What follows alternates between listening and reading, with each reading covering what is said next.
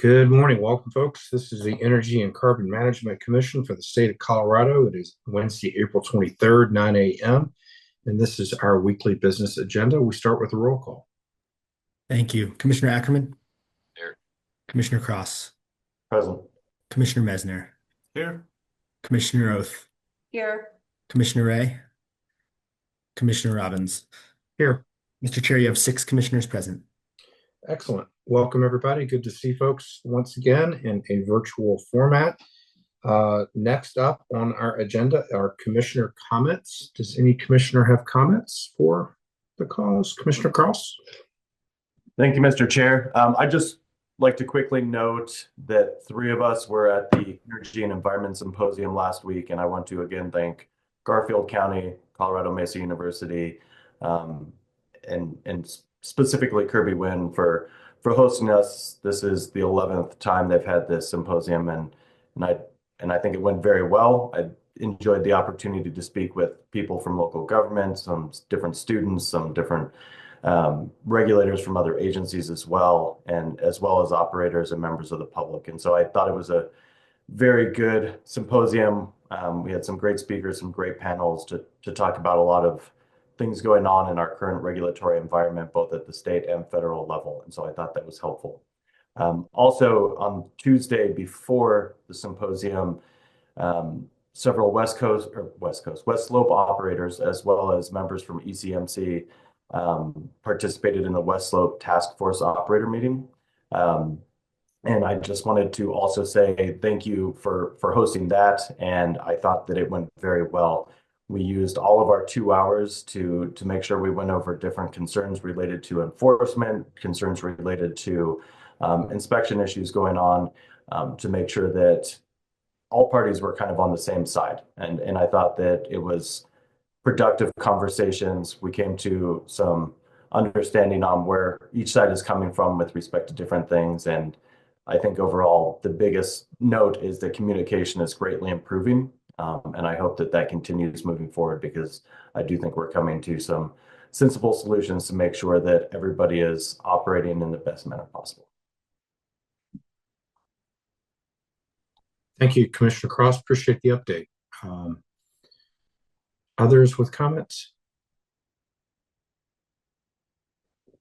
All right. Seeing none, I would like to recognize Hearing Manager Mr. Thomas. Thank you, Mr. Chair. I just wanted to briefly inform the commission and the public that prior to consent agenda being voted on, the hearing officer has requested to remove recommended order under docket number 241000266 from consideration. This is a recommended order that wouldn't be subject to active vote, but will be subsequently revised or rescinded, and maybe back before you in the future. But we are pulling that from consideration today. Thank you. Okay. With that, does anyone have questions with regard to the remaining matters on consent? Seeing none, I would move approval of consent. Do we have a second? Second. Motion and a second. Further discussion? Seeing none, all those in favor of consent with the one item being removed indicate by saying aye. Aye. Any opposed? Motion carries. All right, moving down our docket, we now have an update on well control incident in Weld County from Deputy Director Duranlo. Good morning. Good morning, commissioners. Good morning, Chair Robbins. Can you hear me okay? Yeah, sounds great. Excellent. Thank you. As Chair Robbins noted, I'm Greg Duranlo. I am the Deputy Director of Operations. And thank you again for giving me the opportunity to provide a brief update regarding the well control incident south of Gallatin. Forgive me again if what I say you've already seen, heard, or read in the news or from other sources. Nothing that I say today is going to be really like new groundbreaking information. Rather, I'm here to summarize for the commission what is really a highly complex, timely, and dynamic situation out in the field. I'm providing an update today, as I said I would when I first made comments about this incident to the commission on April 9th. And of course, the most significant change since that date is that the well is under control and has been since April 10th. And the efforts out on the site and in the area are now focused on the cleanup. So just a little background for context. On Sunday, April 6th, crews conducting well completion operations at a Chevron site in rural Weld County, approximately 1 mile south of Gallatin, experienced an incident that led to a loss of well control at one well on a 16-well pad. For those tracking the details, the location is called the A07-01 pad, and the location ID number for that is 483510. The ECMC assigned spill ID number is 489797. The well itself is called the Bishop A18-742, and the API number for that well is 123-52071. More commonly, the site has been referred to as the Bishop Loss of Containment or Bishop LOC site, or just the Bishop site. Thankfully, the Unified Incident Command Team, composed of Weld County first responders, Gallatin Fire Protection, Chevron, and the U.S. Environmental Protection Agency, oversaw the initial emergency response to the incident. Chevron hired a third-party expert in loss of well control situations called Wild Well Control, who successfully stopped the fluid flow from the well on, as I mentioned, April 10th. And on April 11th, the response team declared that the well control incident was successfully secured, secure being defined as confidence in the containment at the well. The declaration returned the location, the well, and the spill of exploration and production waste to the jurisdiction of the Energy and Carbon Management Commission, ECMC, us, in accordance with the state's Oil and Gas Conservation Act. ECMC has the statutory authority to regulate oil and gas operations, including the investigation and cleanup of any oil and gas related spill. So that's the background that brings us to today. First and foremost, from the community's perspective, the Gallatin Elementary School building reopened to students yesterday, and I'm told that was a happy occasion. Kids are glad to be back in their own classrooms. That said, residents within the half-mile zone that were evacuated remain displaced. Regarding the cleanup specifically, the work happening now remains essential, but it's thankfully no longer an emergency situation. At and surrounding the site, there are still more than 200 folks working nonstop as we speak. During the height of the incident response, the maximum number was around 305 personnel on site. It's really been a remarkable effort. The work itself is led by Chevron, conducted by Chevron, overseen by a number of responding agencies. So, commissioners, you often refer to our rules as the most protective in the nation, and I do the same. Generally, we're referring to our permitting process, but I will remind us here today that our protective, mission-driven rules guide our regulatory oversight of operations and remediation standards too. ECMC requires that oil and gas operators conduct complete and thorough investigations in the event of any spills or releases of oil and gas related fluids, what we call exploration and production waste, or E&P waste. This type of well control incident, it's rare. The exact cause of the well control incident remains under investigation, and OSHA is conducting their formal investigation into the incident.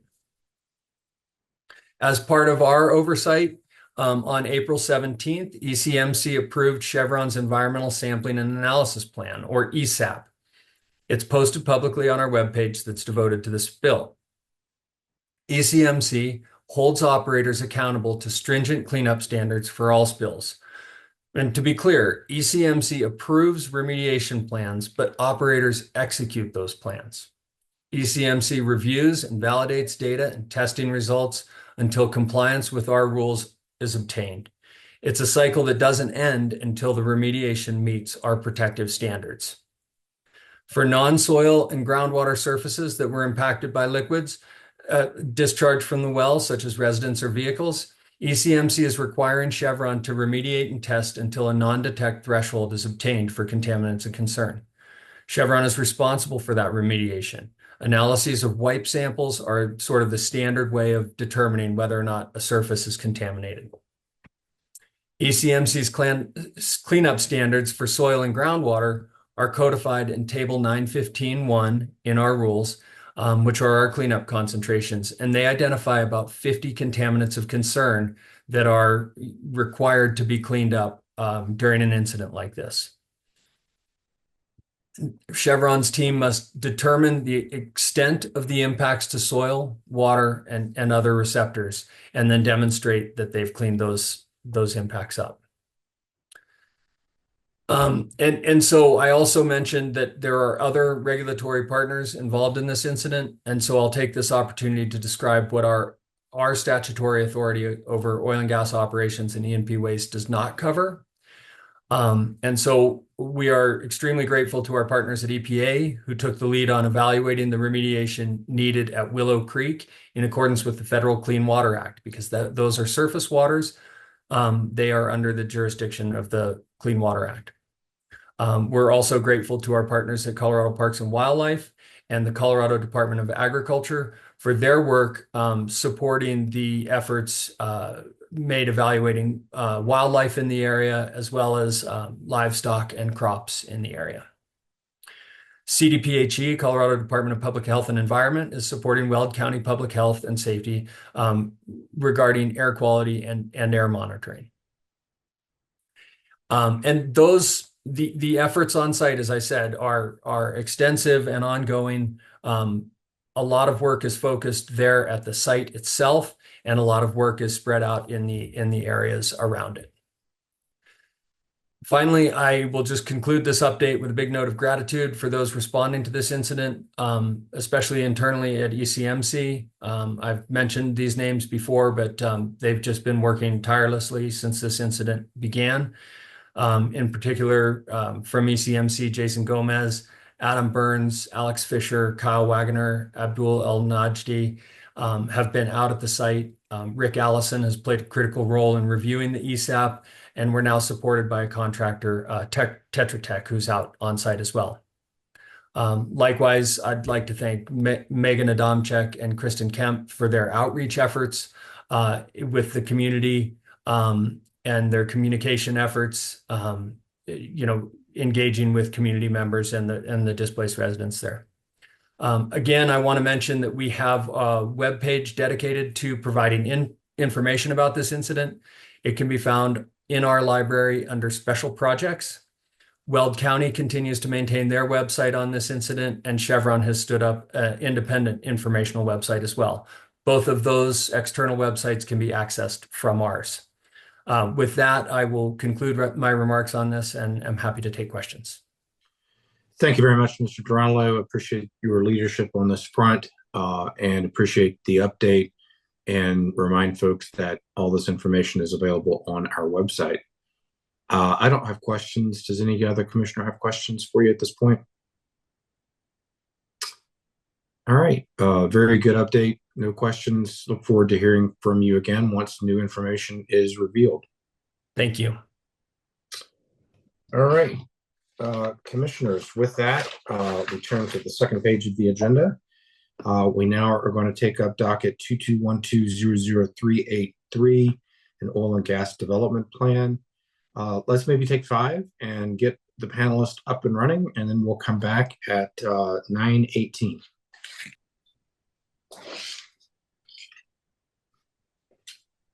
All right, welcome back. We will now take up docket 221200383, the Wakeman OGTP. The operator is Providence Operating LLC. And I believe before we go to the applicant, we're going to hear from Laurel. Good morning. Good morning. Can everybody hear me? Yes. Okay. Hi.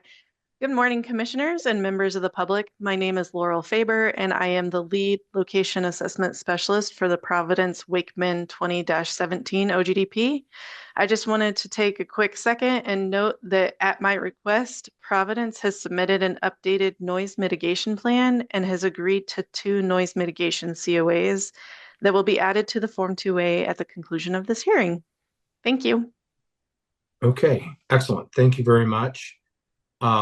We might want to make sure that Attorney General Davenport has the language for that if we get to the point of moving for approval. We're going to hear from Providence, but before we hear from Providence, I believe we're set to hear from Greg Dean from Adams County. Good morning, Commission. May I share my screen? I just have a couple of slides. I want to, since this is the very first time you're hearing from Adams County on a new oil and gas facility, I want to go over our oil and gas permitting process, if that was okay. That would be great. And So can everyone see my slides okay? We can. It's not in presentation mode yet. Oh, weird.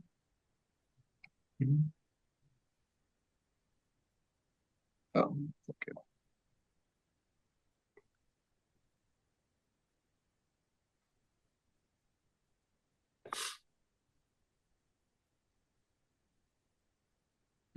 I'm still not in presentation mode, I assume.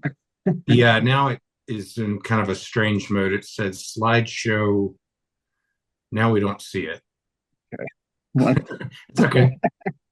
You'd think after many, many years of this, we would have figured it out, but what about now? There you go. Perfect. Okay, great. So I wanted to go over the OGF permitting process, as this is the first time you're hearing from us at Adams County since we amended our regulations. Adams County adopted our OGF, or oil and gas facility regulations, in September of 2019 after the passage of Senate Bill 181. We were the first local government to do so. And then we amended them again in July of 2021 after the mission change rulemaking for conformance with state regulations. These are the very first OGF applications ever filed with the county under our new regulations. The Wakeman pad, which is the first case you'll hear from POCO, and the Connor pad were both originally approved under the county's old regulations, which were called administrative use by special review. That was in 2018. Those permits essentially expired in 2021, so they had to come back and redo the process under current regulations, which are our oil and gas facility rules. So our permitting process is 3 main steps. First, you have a pre-application. So before an application is actually formally submitted to the county, our OGF requires a conceptual review and alternative location analysis, and that's required for all applications. So we require at least 3 alternatives to be evaluated when we look at a proposed OGF. We will provide the applicant with an initial recommendation on which location has the best chance of meeting all of our development standards and regulations. And we may also require additional alternatives be presented to us or additional information for us to make that determination. Now, obviously, a pre-app and an ALA is no guarantee of an approval. This is just an initial high-level meeting that we have with the applicant to make sure that we're going forward with the most protective location. Participants at this meeting include county staff, the applicant. We also invite the ECMC staff, CDPHE, and CPW. The county will be amending our processes to include the community liaison and neighboring local governments where it's appropriate as a result of the cumulative impacts rulemaking to ensure that our pre-app process aligns with the ECMC regulations. These applications were filed obviously before the cumulative impacts rules went into effect, so a community liaison didn't exist, and there are no neighboring local governments within a mile of this application, so that point is moot for this application, but going forward, we will include all of those. After the pre-application meeting, still pre-application, they have to hold a neighborhood meeting. And so all residents, tenants, and property owners within 1 mile are invited to those meetings. And that's where the neighbors, typically it's a town hall type of situation where representatives from the applicant are there, as well as representatives from the county. And then the residents can come in and ask questions, voice concerns, and things like that. And then a summary of that neighborhood meeting has to be included in their formal application. And that's step 2. Once all those pre-application requirements have been met, then they can actually file the OGF application with the county. That includes over a dozen impact assessment plans. We then do a formal referral and public comment where we notify all referral agencies formally and all residents, landowners, and tenants within a mile of the proposed OGF location for a formal comment. Then we do staff evaluation, and then that's a cycle where we do resubmissions if necessary, back and forth between county staff and the applicant. And then it's time for decision. And the county's process allows for 2 avenues. So there's an administrative process where an application can be approved administratively by our director. If it meets all of our requirements and does not require any waivers, then it doesn't have to go to the board. It can be approved administratively. That includes our setback requirements. And then, or if it can't meet those requirements, then our Board of County Commissioners has to approve the OGF after a public hearing. And we'll note that our Planning Commission does not hear OGF cases typically. Moving specifically into the application before you, the Wakeman. The Wakeman pad is located, and I'm sure the applicant will give more details, so I'll go over these rather quickly. It's located north of Denver International Airport and east of Bar Lake. It's in our airport noise and airport height overlay districts, which means it's non-developable for residential, for new residential, because it's in the airport noise overlay. Given its close proximity to the Denver International Airport. So we typically won't permit new residential development in this area. We would rely on anything commercial, industrial, or agricultural development is what we would encourage in this area.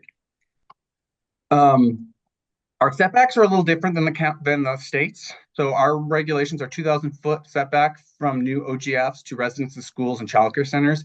We measure that from the edge of maximum disturbance of the OGF, not from the working pad surface. And we measure that to the property line that contains the use. So where there is a house, we measure to the parcel line that contains the house. And our position is that if we're using setback distance as a protective measure, we argue that a resident should be as protected in their field or in their garage or in their barn than they are inside their house. So that's why we measure. And it's just easier for us to quantitatively measure setbacks, and we don't have to make the determination of whether a certain outbuilding is used for residential use or not. We just include it all.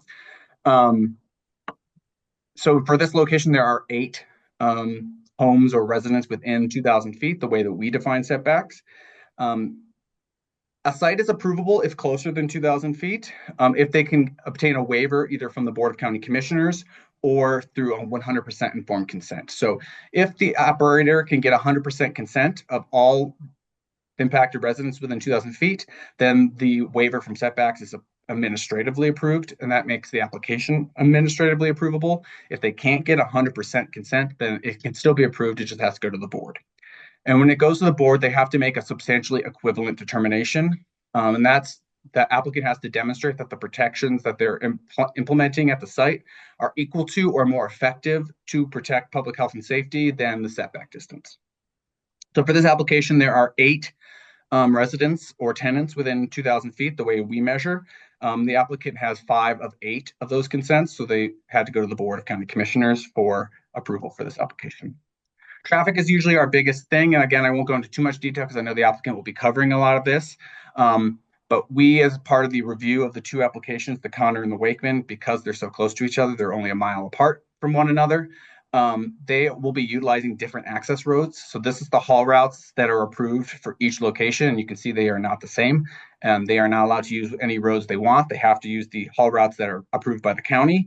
And as you can see, they are different. So that's to help reduce cumulative traffic impacts to our roadways and to the residents who live in the area, so that if they are developed simultaneously, there's not a huge influx of traffic on one particular road. We also assess a traffic impact fee specifically for oil and gas that was adopted in 2019. And that is based on a per well basis on whether they're connecting to produced water pipeline, oil pipeline, gas pipeline, or using lay flat to bring fresh water on location. So each of these locations is required to pay a fee to the county for use of our roads of $314,721. And that fee goes into a separate account that can only be used by our Public Works Department for maintenance and upkeep of oil and gas impacted roads. So it doesn't go into our general fund. It doesn't go into our general road maintenance fund for use around the county. It's specific to roads impacted by oil and gas development.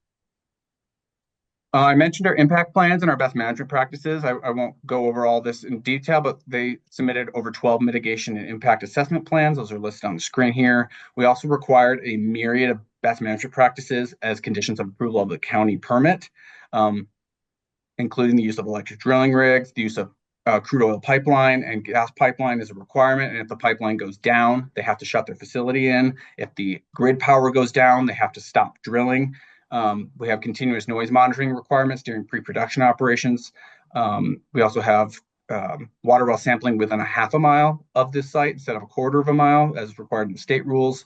They also are going to be required to hold quarterly neighborhood meetings from the time of approval through the end of pre-production. So every quarter, they'll have to have a neighborhood meeting with all the surrounding residents to give them an update on permits, on operations, and things like that.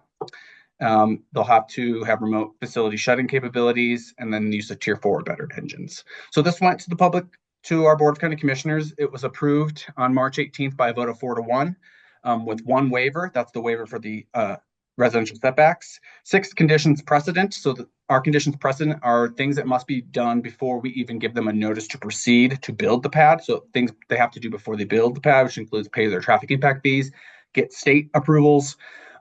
We have to have approval of an air quality monitoring plan that might be different than the AQCC's requirements.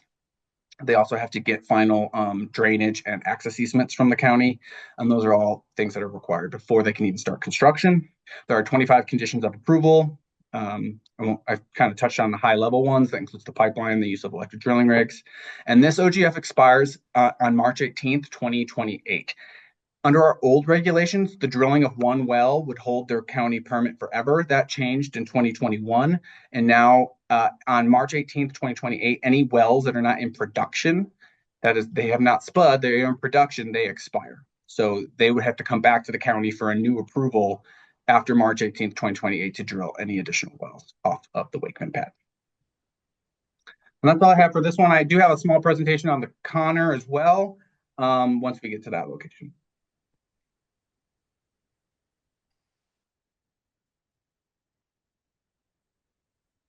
I also wanted to add, sorry, one more thing. I wanted to thank the applicant because they are our first operator to go through this process. And it's one thing to write regulations, it's another thing to put them in practice. And so this was our first time working through it. So we worked out a lot of the kinks together. And so I really appreciate POCO's willingness to be patient with the county as we kind of figured out what we intended with our rules and how we put them to actual practice. And so I do appreciate POCO's patience and cooperation with us throughout this process. But they do have a valid approval until March 18th, 2028 from Adams County. Great. Thank you very much, Mr. Dean. Really appreciate the thorough presentation of what admittedly, at least from this commissioner's perspective, looks like a pretty robust local government process. And we appreciate hearing from the local government that has jurisdiction, as it is part and parcel of the work that we do, is to understand what happened to the local government stage. So appreciate the thoroughness of the robust approach from Adams County. I don't know that I have any specific questions. Looking to my other commissioners to see if anyone has questions of Mr. Dean. Commissioner Messner. Thanks, Mr. Dean, for being here and presenting. And super exciting that you've got an opportunity to implement, I think, what you've been working on for a long time. And I would agree that it is it's an impressive process that you've developed, and I think it's thorough and clear. I think the findings that you developed were easy to understand and well identified, and so I appreciate that. That really helps me have that local government perspective in my review of the applications, and so appreciate that. I do have one question around the county's requirement for electrification of drilling rigs, and kind of, in the memorandum that was included in our packets from Adams County, it talked about, if this, then this, or if this, then this. And, I'm trying just to get a better understanding of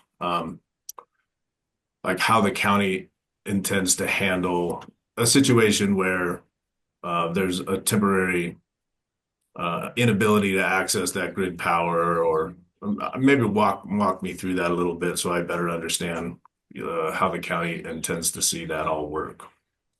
Yeah, so the county's intent with that condition of approval, which limits when they can use a source other than electricity for drilling, is we understand that maybe during peak summer days, there might be like a few hours where the grid power goes down. We're less concerned with that. It's more of a long-term outage of grid power. So where there's the grid power is out for a few hours because of grid demand in the area, the county is supportive of allowing the operator to continue to drill their wells using tier 4 or better natural gas powered or battery assist engines as opposed to strictly diesel engines. So that is kind of encompassed in that that first if this then that. When grid power, if grid power goes down for more than, I forget the off the top of my head how many hours it is, I want to say it's a couple of days, then the intent is that the operator will stop drilling. We built some caveats in there. We understand that you can't just turn off a drilling rig in the middle of a well, so that doesn't make any sense. So if they are in the middle of drilling, they can complete the well that they're on using battery assist or natural gas powered engines, and then halt they can't commence drilling of another well until the grid power comes back. That's intended, that's more of a safety issue. We wouldn't want a well upset condition or worker safety issues at the site, or loss of well control. And that's meant to happen only if the grid power is going to be out for a long time. And then they can't commence drilling on another well until the grid power comes back, if that makes sense. So the intent was to try to give them some flexibility where we understand it happens all the time in drilling and even in other industrial activities in the county where the grid is taxed because it's the peak summer months and everyone's running their air conditioning, and there might be some temporary outages for a few hours in the peak days between 2 and 7. That's fine. They can continue to drill off electric if that's the case. And then longer term, they would have to halt drilling until they can get grid power back. So if there's maintenance being done on the grid and the grid goes down, then they have to wait for the maintenance to be done. And then they can commence drilling at the site. Does that answer your question? Yeah, it does. That clarifies it for me, so I appreciate that. But on both, and from Adams County's approval, there is a requirement for electrification of the drilling rig in both of these applications. Is that, I mean, That's correct. at least Yeah, what I was it's not reading. an option. Yeah, Not an option otherwise. yeah. Okay. Short term if there's a temporary down, but not long term. Correct. Okay. Okay. Thanks for that. Thanks for all the information. Super helpful. Very impressed with the process that you've set up. Thank you. There's with questions of Mr. Dean. All right. Stick around. I think we're going to hear from you on the next one as well. And we will now turn to the applicant. And to start that piece of the presentation, we'll do the swearing in of any witnesses of the applicant. AG Davenport. Thank you, Chair. I am seeing, looks like maybe Ms. Gross, Mr. Larson, Mr. Brown, Mr. Link just popping up. Is that accurate, Mr. Chicken? Yes, our primary witnesses, Mr. Davenport, beyond myself giving a brief intro, are going to be Megan Grimes, POCO's VP of Regulatory Affairs, Andrea Gross, President of Upstream and a POCO consultant.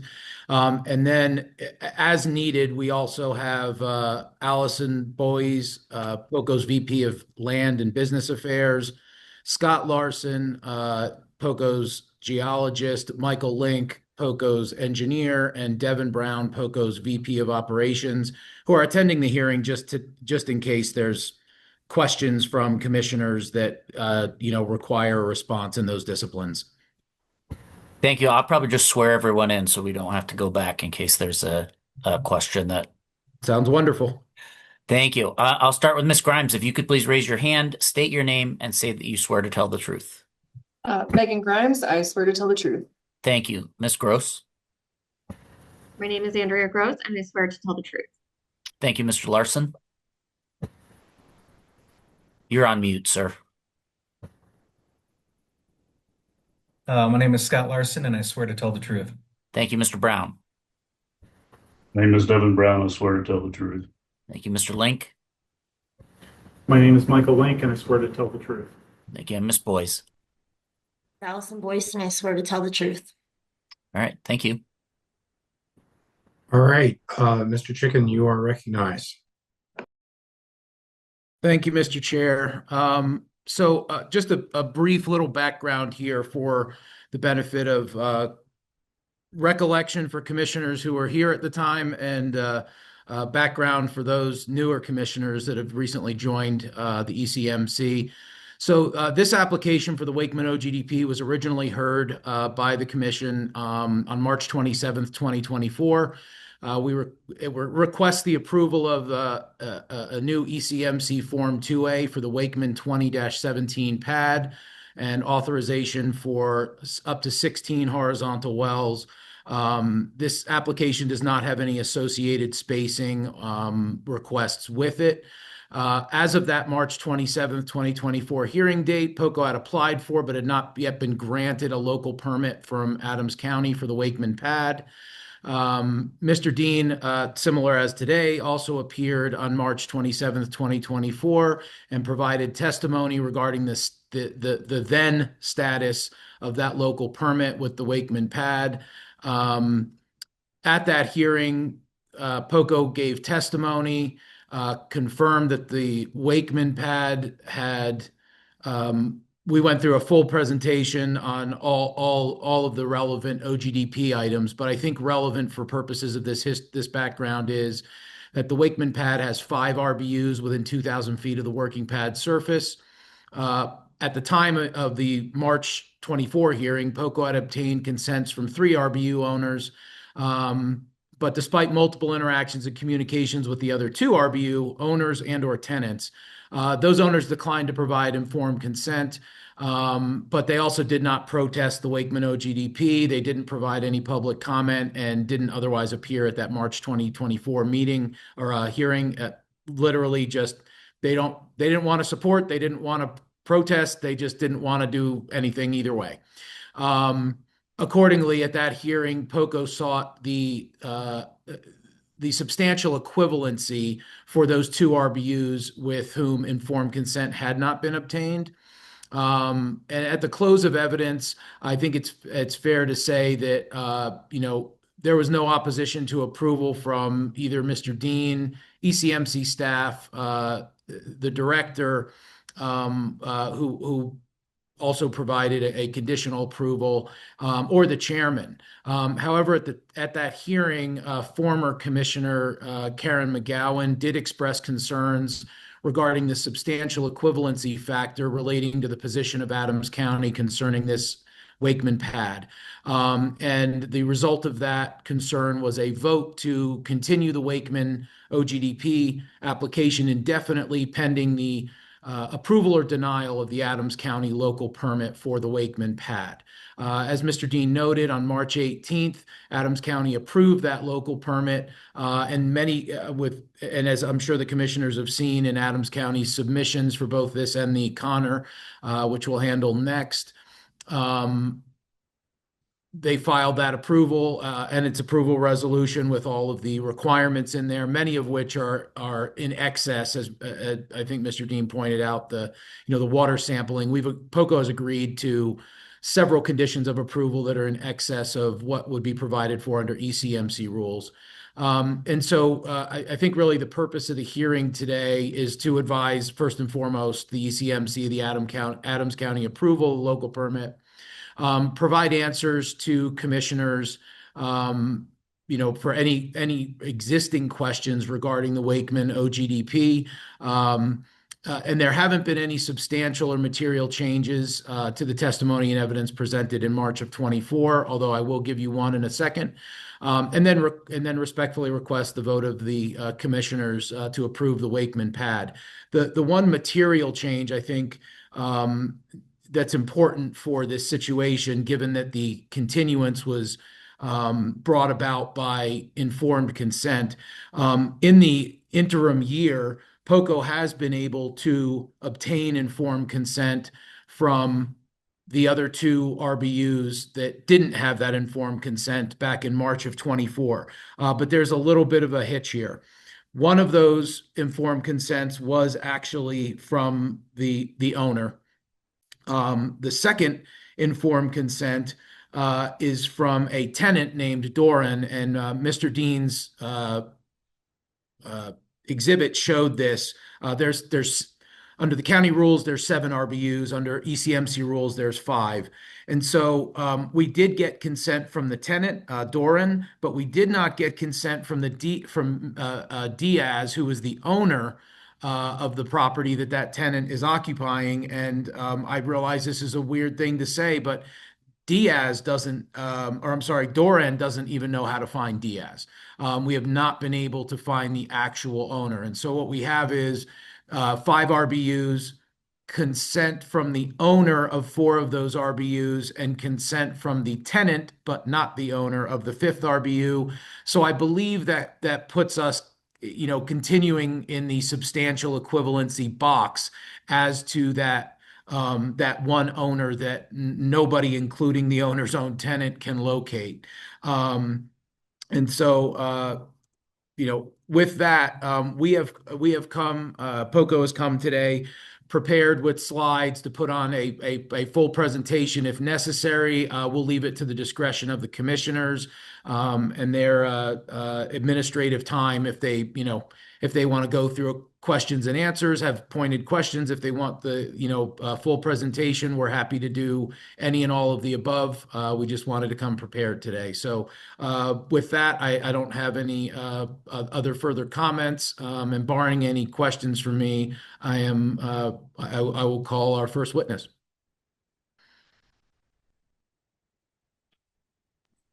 Trying to find the unmute button. Okay, thanks, Mr. Chicken, for the overview.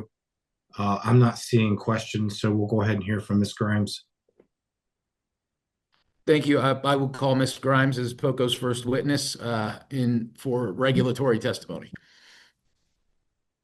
Thanks, Brent. Thanks, Chair Robbins. Get our presentation shared here and get started. Can you, as you're starting it up, can you please state your full name and your position with POCO operating for the record, please? Yep. Megan Grimes, VP of Regulatory Affairs for POCO. Thank you. Megan, are you seeing the presentation? I am. It's in a strange mode. Is everyone else able to see it? And there we go. There you go. Okay. Thank you. Thank you. Okay. Go ahead, Andrea. Can you advance the slides? There we go. Just advance it forward. Okay. So we'll give a quick high-level overview of the Wakeman application. As Mr. Chicken explained, we were here just over a year ago with ECMC presenting this same application. We're here just to kind of give a high-level overview, kind of a refresher for commissioners today. So we'll go through just some general information about this location. We'll talk about the timeline of the relevant local government and our timeline with ECMC. We'll revisit community outreach. This location did require an ALA, so we'll talk about that. And then our proposed development timeline, as well as our CDPHE consultation and BMPs. We also like to highlight our facility design, so we'll talk about that. And then we'll do a summary and request for approval at the end. Go ahead, Andrea. Just as a reminder, we are Providence Energy LLC, doing business as POCO operating, operator number 10694. We are headquartered in Dallas, Texas, but our operations team is all officed in Englewood, Colorado. We live and work here. POCO maintains all financial assurance, insurance, and operator clearance with ECMC. And we will be the operator of the Wakeman pad, the only oil and gas location contemplated in the Wakeman OGDP. Go ahead, Andrea. This is a new location, although it's a re-permit. It is a new OGDP. It's located in section 20 of 1 South 66 West. And including the surface location, this OGDP is requesting 1,280 acres. And at interim reclamation, it would be 5.38 acres. This is requesting 16 new wells, which were previously approved. And the nearest crossroads are East 136th Avenue and Powhatan Road in Adams County. There are 5 RBUs, as you heard Brent discuss, 5 RBUs within the 2,000 feet of the working pad surface, and we'll talk more about that in the RBU slide. This application does not contemplate high priority habitat or floodplain. It also does not contemplate DIC, but it, as I mentioned, does trigger ALA. Go ahead, Andrea. There's a lot of dates here, but what I really want to highlight is kind of what happened since last year when we were here. So March 27th, 2024, we did have our ECMC hearing, which was continued on the local permit approval. Since that time, POCO and Adams County have worked together to work through their new processes, and the OGF process. We resubmitted our OGF to the county in October of 2024, and we were at the Board of County Commissioners hearing on March 18th of this year, where we did get an approval of our OGF. That brings us back here today to ECMC to finish up with a hearing here. Go ahead, Andrea. So you'll see this slide twice today. We combined the Connor and Wakeman neighborhood meetings with agreement from the county to do so because these locations are only a mile apart and there is overlap in the households that were notified. We did host a neighborhood style meeting in October of 2023 at Flat Rock Regional Training Facility. In attendance was POCO staff, myself, land and operations were there as well. Greg Dean with Adams County was present, and then 3 people comprising 2 households attended.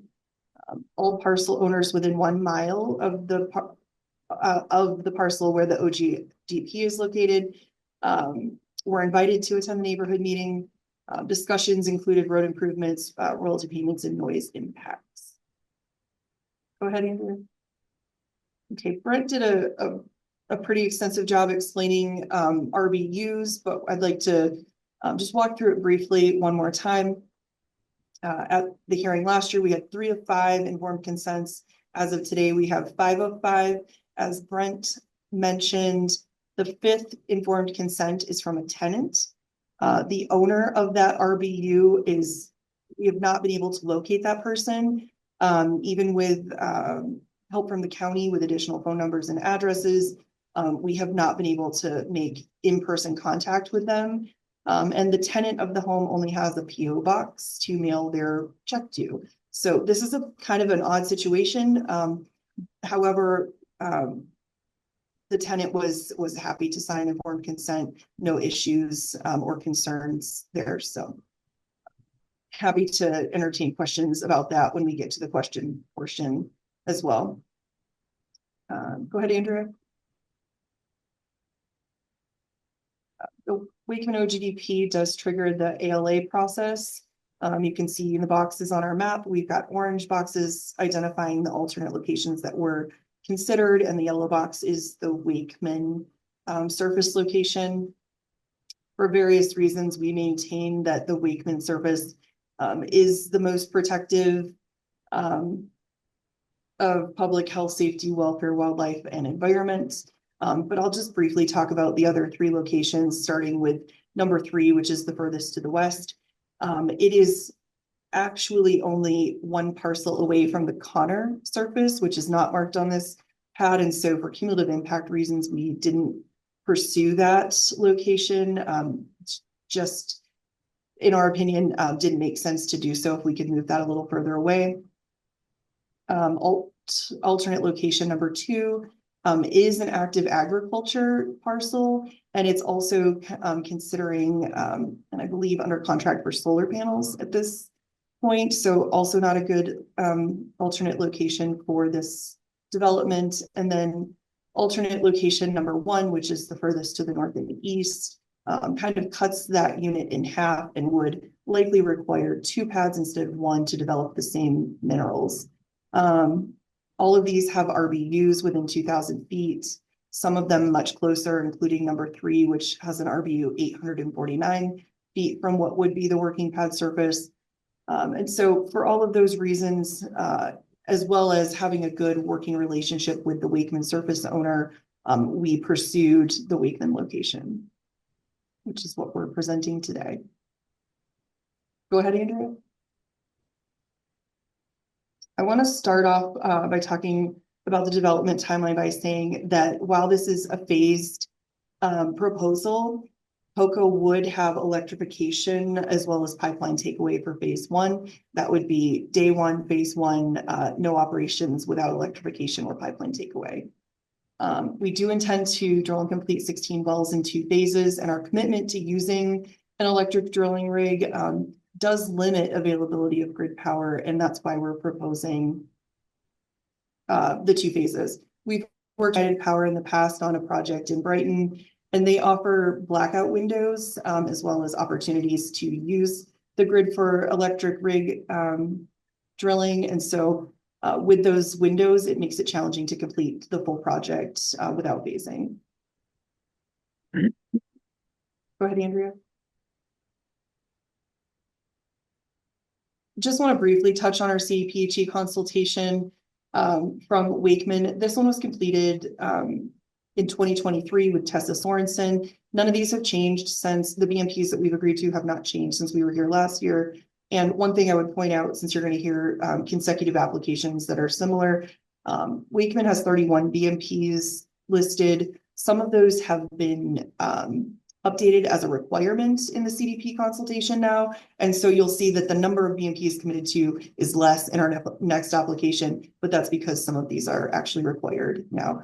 And so just to highlight here, again, electric drilling rig will be used, and then tier 4 or equivalent engines for frac. And then also there was one other group 3 drilling fluids. I like to point that out as well. We've committed to all of those, as well as a number of other number of other BMPs. Go ahead, Andrea. Couple of things that POCO does on a voluntary basis. We've been participating in Project Canary's Trust Well environmental assessment for 3 years now. It's an extensive process that looks at anything from emissions to how we engage with the community. It was an evaluation of 600 plus data points, including site visits, as well as subject matter expert interviews, inherent risk profile of where our locations are, and the control measures that we as an operator put in place to mitigate those. What I would point out on this slide is the POCO at a glance box. And we've been rated platinum with Project Canary on all the sites evaluated for 3 years. And that puts us in the top 10% of operators in the nation for all of these items, but would like to specifically point out that our methane intensity rating is at a 0.03, which is exceptionally low. And just like to point out that we've been doing this assessment and will continue to do this assessment or one like it to make sure that we're meeting and exceeding regulations always. Go ahead, Andrea. Another technology that POCO implements is Clean Connect AI, which is an OGI camera that's fixed on the location, can scan the entire location and pick up leaks in real time and notify us remotely. And so we're able to identify and correct any leaks in real time rather than finding them, later. The other things that this camera can do, so it does VOC detection, but it also does PPE detection. We can see if somebody's not wearing a hard hat on location, and it sends us an email to say as much with a picture. It also looks for things like flame and smoke detection, ECD monitoring, loadout observations, pop-off detection. It also kind of acts as an autonomous gate guard. We know who's coming and going from our locations. So we will continue to deploy this type of technology on all of our new facilities. Go ahead, Andrea. So I'm going to hand this over to Devin Brown, but what we want to point out here is the facility design and why it's a little bit unique and maybe different than what you're used to seeing. Thanks, Megan. Yeah, it was a good lead in with how we. Mr. Brown, can you just state your full name and title with POCO for the record before you give your... Certainly. Devin Lee Brown, VP of Operations for POCO. Great, thank you. So as Megan was just mentioning, we do a number of things to reduce our emissions on these locations. To kind of put it into two main categories, we do a test in bulk for our separation equipment rather than have a separator per well. So we just rotate a different well through a test separator every day for our allocation purposes. And then in normal operating conditions, they'll act as the sales point. We want out to be sending oil to tanks unless there's an upset or a shut-in on that LACT, and that can only be for a short amount of time. We'll have two 400-barrel production tanks for oil. Like I said, most of the time those are relatively empty. We'll have two water tanks, and the water will be trucked off location, but all oil and gas goes directly to pipeline.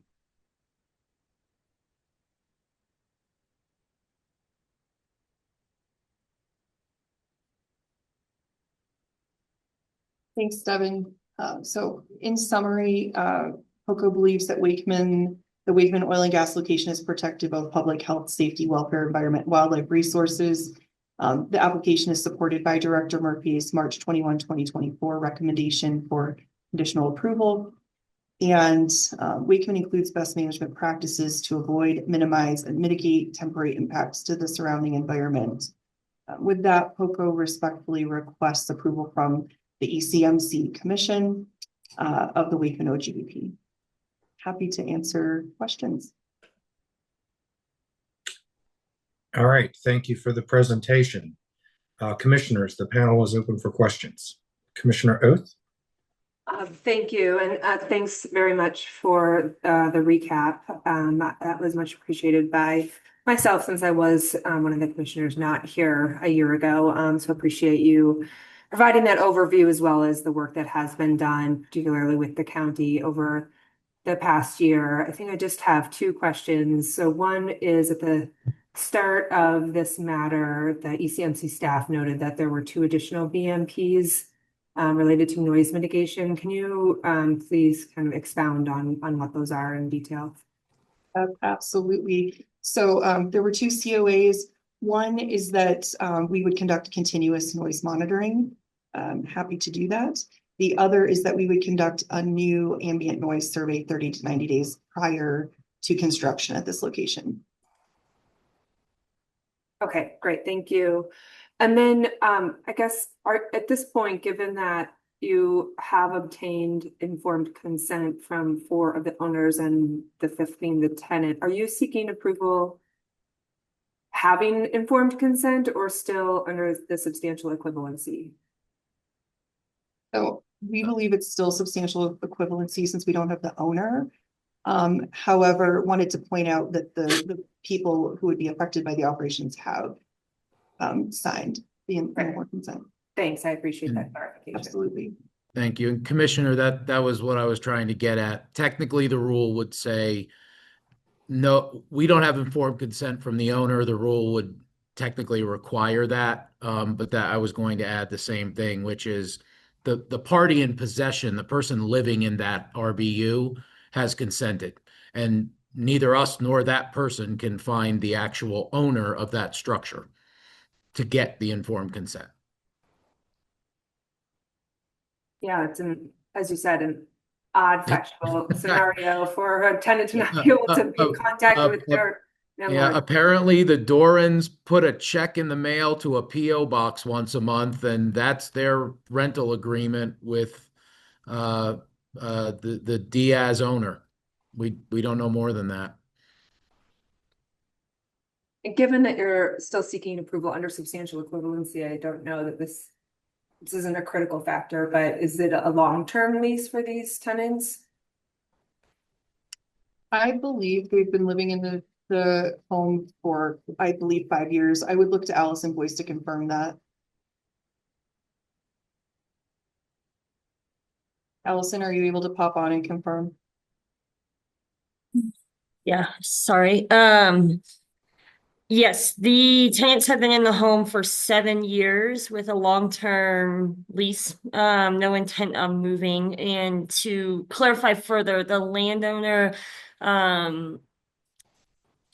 the tenant was able to speak to the landowner, and the landowner, landlord said that they didn't want to be involved because they have no intent on ever living in that home. So that the tenant needed to make that decision. Okay, thank you, Ms. Boyce, for that clarification. That's helpful. Further questions for the panel? Commissioner Messner? Thanks for the presentation. Thanks for the information. Just wanted to better understand,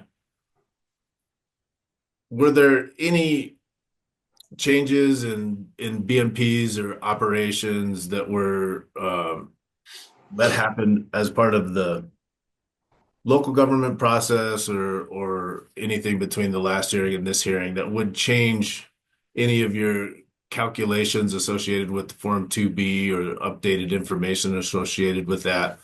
I'm really just asking if the Form 2B is accurate, because I didn't see a new Form 2B submittal unless I missed it since the last application.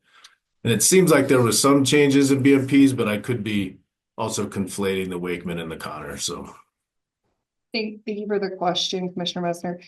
We are working with Laurel and we'll be submitting an updated 2B this week to include the electrification of the drilling rig.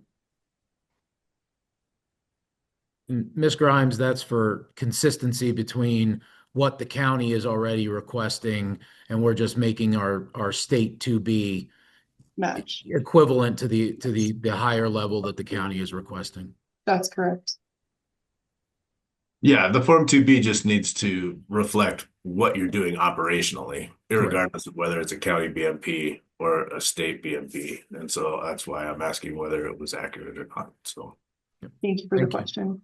Thanks. Other questions from the commission?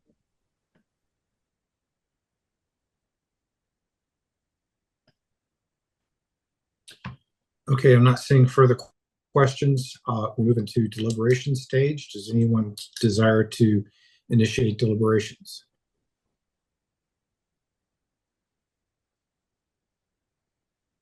Commissioner Messner? Thank you, Mr. Chair. I'll start by saying that it was, I've already said it actually, but I greatly appreciated to hear from the county, to read the county's information that they provided to the commission as part of their process. But then also I looked into the county's process a little further to better understand, because it's the first time we've seen an Adams County application, the process that they went through and the hearing process. And so having that local government disposition in a clear and factual way is super helpful piece of information for me as I'm reviewing applications for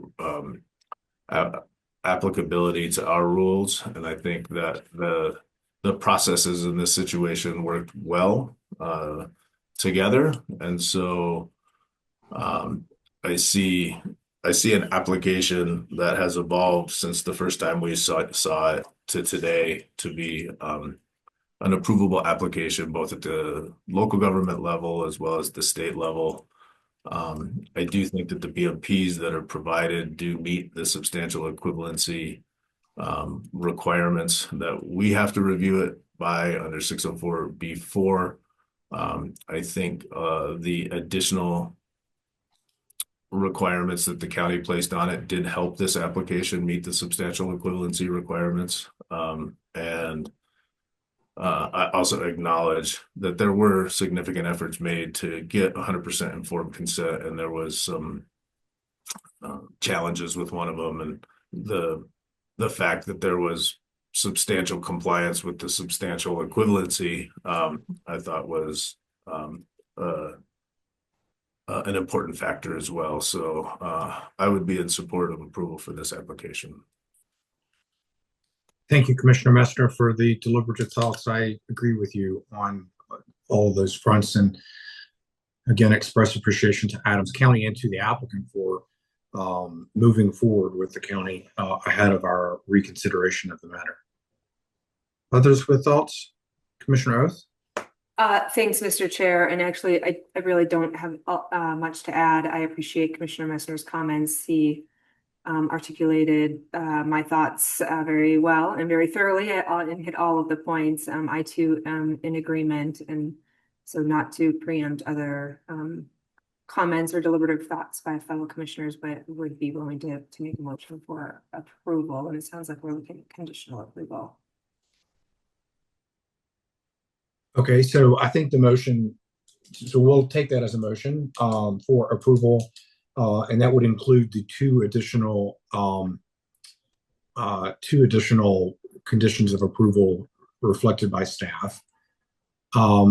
We have a motion. We still have time for deliberative thoughts. We have an opportunity for a second. What are folks' thoughts? Commissioner Cross? Thank you, Mr. Chair, and I will second and also reiterate or restate what Commissioner O said. I appreciate Commissioner Messner's deliberations on this, and I appreciate the hard work done both by the county and by the operator to work with the county in updating this application. Commissioner Messner? So I'll second Commissioner Oath's motion, unless you already did, Commissioner Cross, and I wasn't paying attention. But I did have a question for AAG Davenport, understanding that the two conditions of approval that were staff recommendations that would be included with this motion. There's also the issue of making sure that the Form 2B is accurate, and does that need to be a part of this motion or a condition of approval, or is it appropriate just to reference the testimony that was given today? I think acknowledging that the making sure the 2B is accurate was acknowledged in the hearing and discussed, and that there's an acknowledgement by the operator that they will make sure it's accurate is sufficient.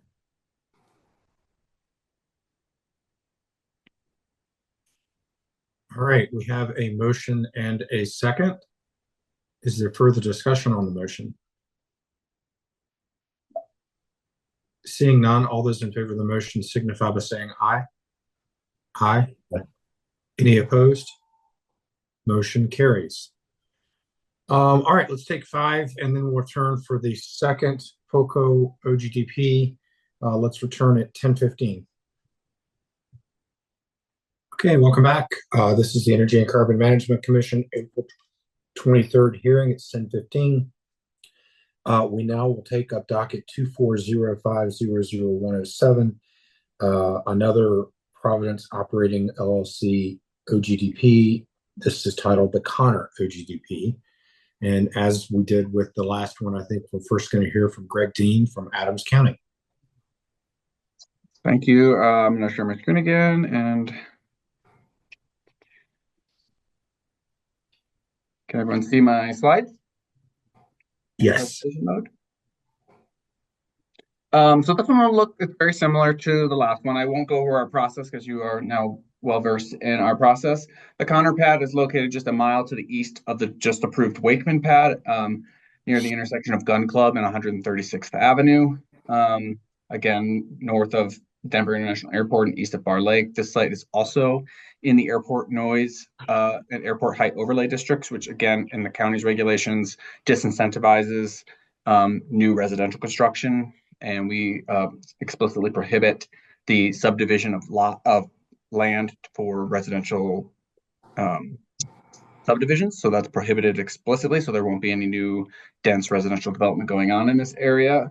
You can see all the small parcels to the south. Those were all former home sites that were purchased by City and County of Denver and demolished. So there are no homes in, there's only one home in that densely plotted residential area, just for reference.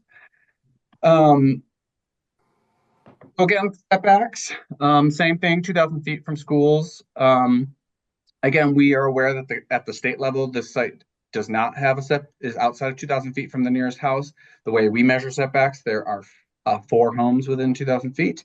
I will note that all the building units are outside of 2,000 feet, but the parcels containing the homes are not. So we required informed consent if they wanted an administrative approval process or administrative waiver from setbacks. They only obtained one of 4 consents. I will note that one of them, the home is abandoned, so they can't obtain that consent. So they obtained one of the 4 consents necessary. And so again, they had to get a waiver from our Board of County Commissioners, the substantially equivalent determination process, same as the Wakeman, which they obtained. This one also required a second waiver, which is from our environmentally sensitive area setbacks. So we also have a 2,000-foot setback from anything we deem environmentally sensitive. That includes rivers, ditches, lakes, surface water, wetlands, things like that. There's an unnamed ditch that runs across the corner of this pad that we, again, because these are our first processes, deemed it just out of the abundance of caution, named it as an environmentally sensitive area. We're working to re-clarify our regulations, and this type of feature may not be included as an environmentally sensitive area going forward. But since this was our first application, we, out of an abundance of caution, required a waiver for environmentally sensitive areas. These types of waivers are not administratively waivable, so they have to be heard by the Board of County Commissioners. So this one had to go in front of the board regardless. It's an unnamed ditch, and I won't go into too much detail.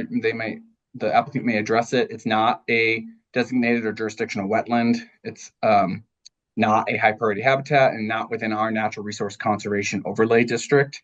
And it's been substantially altered by agricultural and residential development up and down ditch. So you can kind of see a picture of it here on the site. It's mapped, but it's not really, for all intents and purposes, an actual wetland or river. But they still had to get an environmentally sensitive area waiver from the county. Same impact plans were submitted. The BMP profile is identical to the Wakeman. The county required the exact same things that we required at the Wakeman. We required at the Connor, including electric drilling rigs, expanded air quality monitoring, continuous noise monitoring, shut-in capabilities, community outreach meetings, so that the conditions are exactly the same, which is why we heard them at the same time at the same public hearing, because the applications are almost identical. The board again voted 4-1 to approve the location with 2 waivers. That's one for setbacks and one for environmentally sensitive areas. 7 conditions precedent. One of the conditions precedent is that they've agreed to, in response to public comment, pave part of Gun Club Road with recycled or reclaimed asphalt or something approved by the Public Works Department. So that's a condition precedent that they work up that agreement with our Public Works Department prior to starting construction of the pad. Then 26 conditions, which the other condition that we added that's different than the Wakeman was the CPW consultation and waiver requirements for burrowing owls, which they agreed to. And so we built that into as a condition of approval of the county permit, which is unique because that was not necessary for the Wakeman. And again, the permit expires March 18th of 2028, where all wells have to be in production by that date. And that's all I have. Thank you very much. Do we have questions?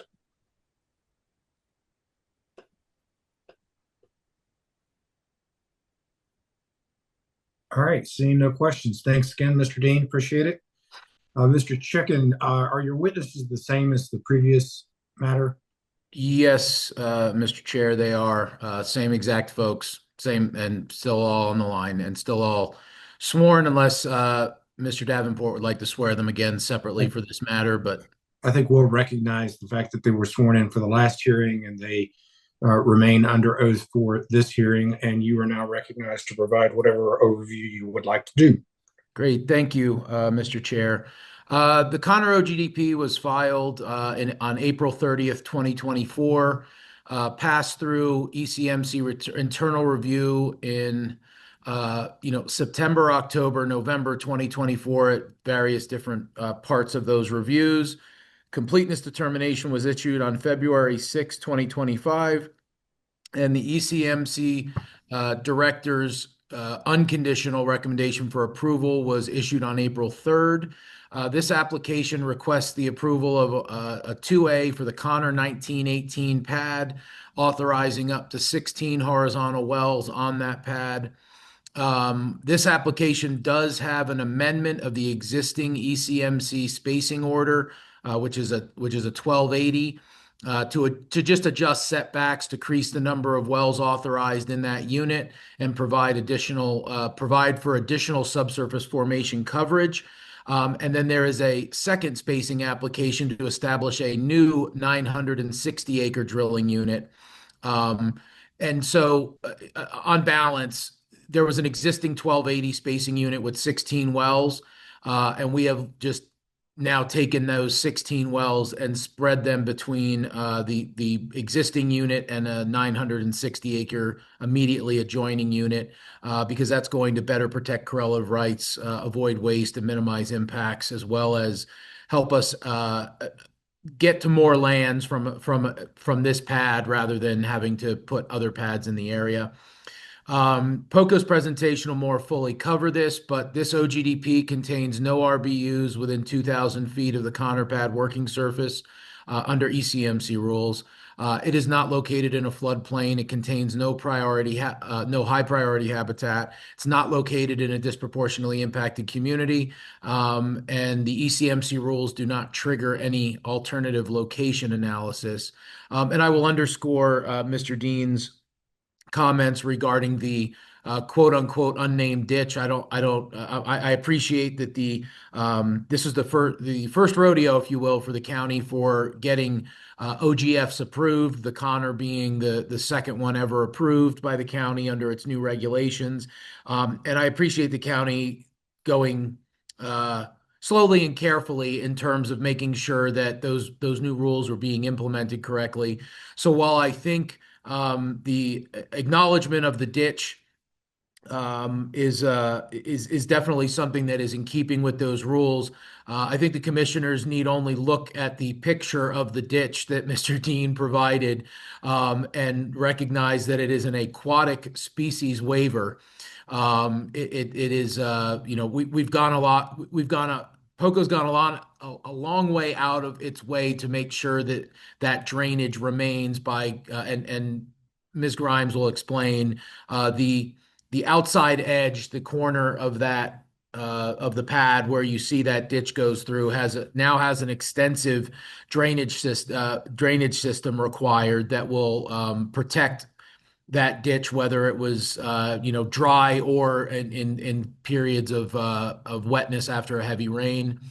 And then lastly, on March 18th, Adams County also approved and uploaded yesterday its approval resolution for its local county permit for the Wakeman 2017 pad.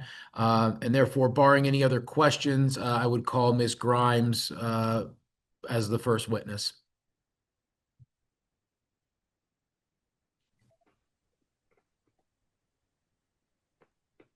Thank you, Brent. Andrea, would you please share our Connor presentation?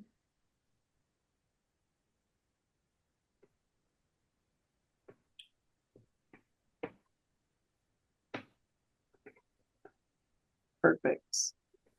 Go ahead and advance the slide for me. Thank you. Go ahead again. Okay. Hello again, commissioners. Happy to be here to present our Connor application. This will look and feel very similar to the Wakeman application that you just heard.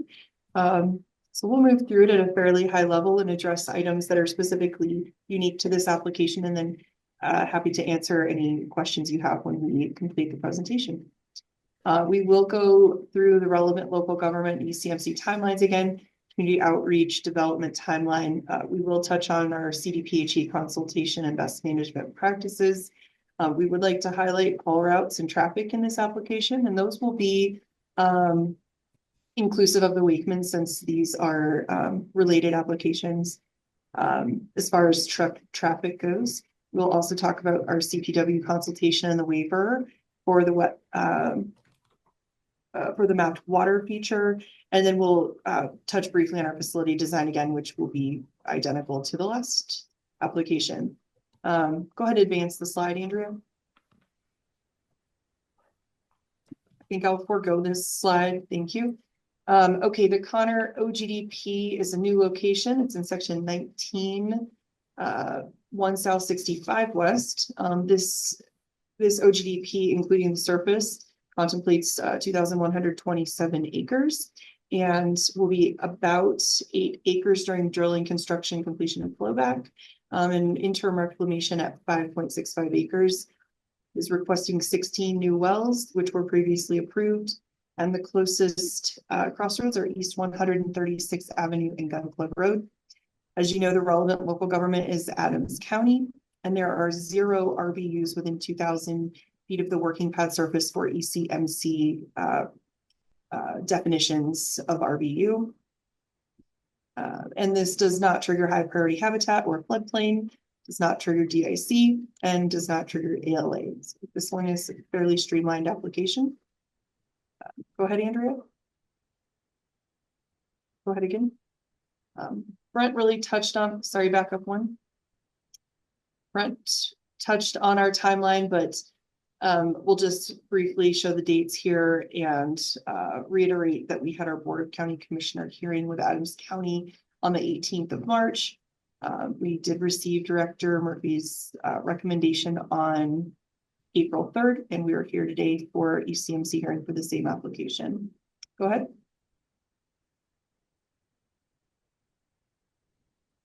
Community outreach slide identical. These meetings were hosted in tandem, Connor and Wakeman together. So if there are questions about that at the conclusion of the presentation, I'm happy to answer those, but won't spend a lot of time on this here.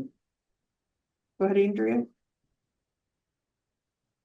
And this is also going to look very similar, but the construction and drilling dates will be different by quarter. However, we are intending to drill 16 wells in 2 phases using an electric drilling rig, and for the similar reasons to grid ability with using an electric rig, we will phase these pads to kind of work in tandem once we start operations. We had a CDPHE consultation with Tessa Sorensen for this application on March 5th this year. Agreed to 26 BMPs. This list is not exhaustive, but does cover the highlights. And I would point out the same commitments here that we had on Wakeman, including use of an electric drilling rig, group 3 drilling fluids, pipeline takeaway, etc. Go ahead, Andrew. I kept these slides in on BMPs, however, they are identical to the Wakeman. So if there are questions and we'd like to talk through those at the conclusion of the presentation, happy to do so, but don't want to belabor the points here. Go ahead, Andrea. Same for the OGI cameras as well. Go ahead.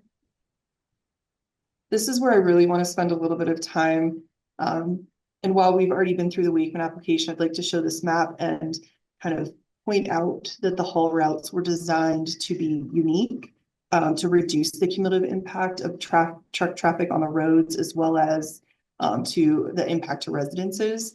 You can see the Connor application in blue, the haul routes in blue. Wakeman is in orange, and they are unique, aside from one overlap on Hayes Mount Road north of 152nd. Greg Dean also mentioned this, but would like to mention again that POCO committed to resurfacing Gun Club as a COA for Adams County in response to concerns from some of the residents that were there to give public comment. Go ahead, Andrea. I'm actually going to turn this slide over to Andrea to speak to the CPW consultation and waiver. Good morning, Commissioners. My name is Andrea Gross. I'm the president and owner of Upstream Petroleum Management, and we've been assisting POCO with all of their state and local regulatory needs, including regulatory permitting. POCO consulted with Colorado Parks and Wildlife. As Greg mentioned, there is one mapped drainage that crosses the northeastern corner of the pad. POCO hired and asked a wildlife biologist to field verify that drainage. He verified and with the conclusion that it is not a wetland, but there is an ordinary high water mark present. And because of that, we consulted with CPW and requested a Rule 1202A3 waiver, which states operators will not situate new staging staging, refueling, or chemical storage within 500 feet of an ordinary high water mark. CPW's assessment concluded the same, that it was not a wetland, but there was an ordinary high water mark. Because this location does not occur within any aquatic high priority habitat, POCO's commitment to diverting the drainage as well as the degradation already of that drainage, along with the handful of BMPs that you can see on this slide, CPW granted the 1202A3 waiver. And it can be seen as an attachment to this 2A.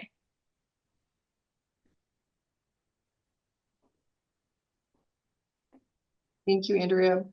We'll conclude with facility design again. If you would like us to walk through facility design again, happy to do so. If you'll advance the slide, Andrea, please. This will be the identical discussion to Wakeman.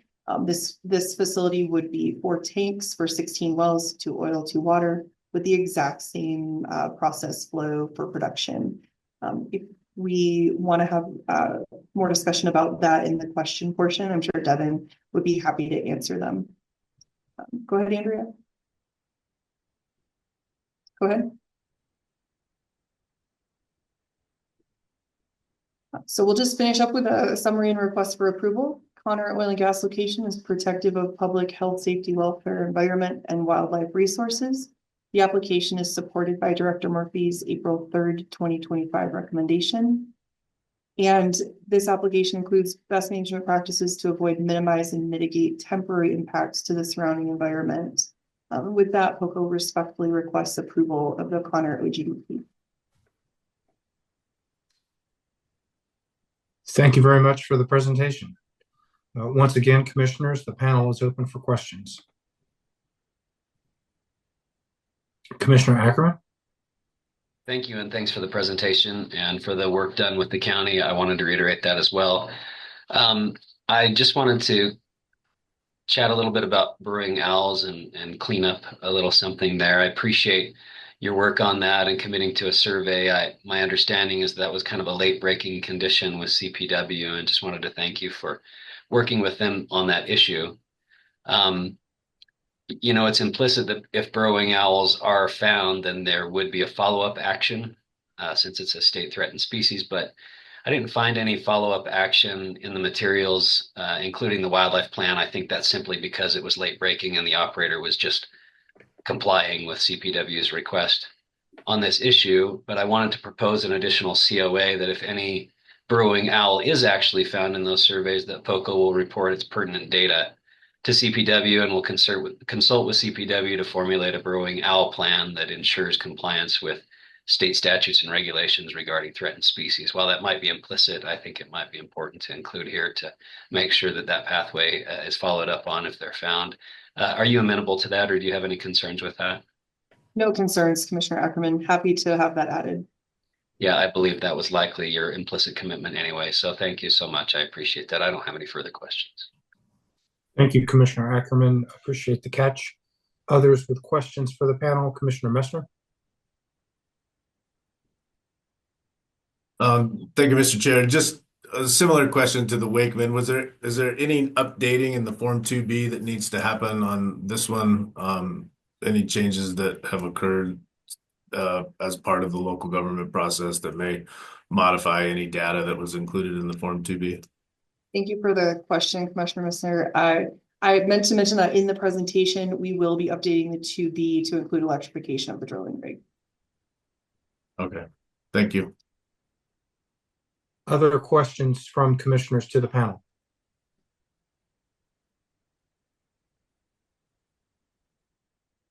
Does anyone want to deliberate?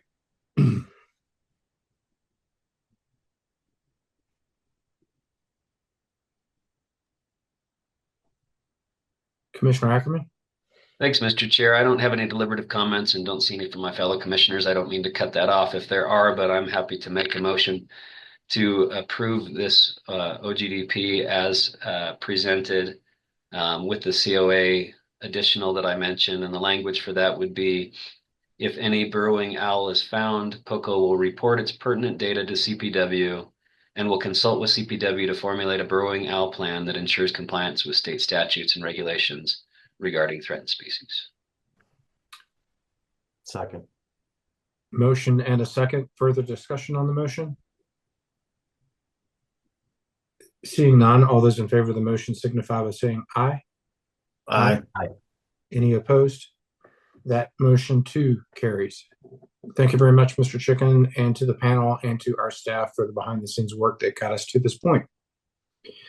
All right, we have one other matter. Let's take another 5 and get that panel set up. In the interim, let's return at 10:43. Mr. Chair? Yeah. Can I request 15? Yeah, absolutely. Let's return at 10:50. Thank you, commissioners. Thank you, Mr. Dean. All right, welcome back, commissioners. We'll now take up docket 2412-00303, a oil and gas development plan,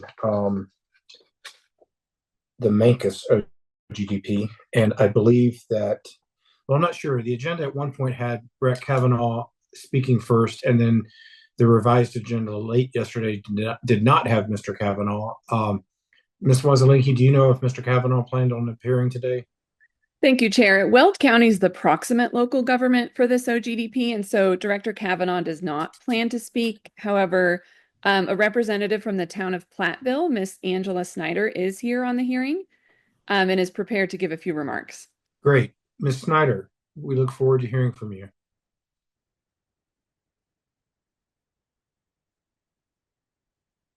You're muted. Apologies. Yes. Go ahead. Okay, thank you. Angela Snyder with the town of Platteville. I am the town planner. And we have the oil and gas permitting process for Platteville is new, but so this is was our first case processed under the new requirements for Platteville. It is considered a special use permit for us and is processed administratively. We send it out for referrals. We sent it to our public works, our engineering consultants, fire district, Central Weld County Water District, the town of Milliken, because this is within our cooperative planning area with that town, and the Colorado Department of Transportation, Weld County, and then we received comments from all of those agencies and incorporated their comments into our approval. We did not hear back from Platte Valley Conservation, Town of Gilchrist, or the school district. So our process ensures that the design of the above ground equipment all meets our design, lighting, landscaping, parking, stacking, loading, and oil and gas requirements, oil and gas specific requirements. And so this permit was approved on April 3rd, and it has a condition of we still have to record special use permit map. But other than that, it has met all of our requirements. I'm happy to answer any questions. Thank you very much, Ms. Snyder. We appreciate hearing from you. We appreciate hearing from the relevant local government and their perspective on the application. It's part and parcel of our consideration, and so we thank you for taking time out of your day to be with us. I don't have any questions. Does any other commissioner have questions of Ms. Snyder? All right, we're not seeing questions. Thanks for the information. We will now hear from the applicant, and the first hearing from the applicant will be the swearing in of its witnesses. Thank you, Chair. We have 6 witnesses from PDC. I see them all here on the hearing. So they're turning their cameras on and should be ready to be sworn in. AG Davenport. All right. Thank you, Chair. I'll ask each of the witnesses to in turn raise their hand, state their name, and say that they swear to tell the truth. We'll start with Mr. Keller, please. Michael Keller, I swear to tell the truth. Mr. Manning. Marcus Manning, I swear to tell the truth. Mr. Evan. Seth Even, I swear to tell the truth. Thank you. Ms. Minnick, apologize for mispronunciations. Trisha Meinrich, I swear to tell the truth. And I'm not going to. The next person, your first name is Tisa. Please go ahead. Tisawana Karina, I swear to tell the truth. Thank you. And lastly, Mr. Ball. Tony Ball, I swear to tell the truth. Thank you. Okay, Ms. Weslinski, you are recognized. Thank you. We'll get our PowerPoint pulled up and then I'll get started. Great, that looks great. Well, good morning, commissioners. My name is Kelsey Waselinki with Jost Energy Law, and with Jamie Jost, we represent PDC Energy in the Mancos OGDP before you today in docket 2412-00303. We would like to thank Ms. Snyder with the town of Platteville for her participation today and the town's efforts throughout the OGDP planning process. And we'd also like to thank ECMC staff and the director for their hard work on this OGDP application. I'll start with a brief overview of the Mancos OGDP before passing the presentation off to the PDC team to discuss the proposed location, ALA, community outreach, and BMPs. The Mancos OGDP requests the approval of an approximate 1,781.73 acre OGDP comprised of one new location, the Mancos 4N66W31 location, to develop 10 new horizontal wells in an approximate 1,760 acre drilling and spacing unit proposed for the lands shown on this map. The proposed location triggers two ALA criteria. First, the proposed working pad surface is less than 2,000 feet from 4 residential building units. And second, the proposed location is upgradient of a mapped wetland. The location is sited outside of HPH and over 1 mile away from high occupancy building units, schools, and childcare centers. The location is not within the boundaries of a DIC, and the 4 RBUs within 2,000 feet are also not within a DIC. With respect to the RBUs, PDC obtained informed consent from all RBU owners and tenants pursuant to Rule 604B1, and will describe its community outreach efforts in the presentation today. With respect to the mapped wetland, the BMPs on the Form 2A will effectively avoid and minimize potential impacts from the proposed operations, as noted by staff in the director recommendation for approval. As Ms. Snyder stated, the town of Platteville is the relevant local government for the proposed Mancos location and has approved a special use permit for the Mancos location and disturbance.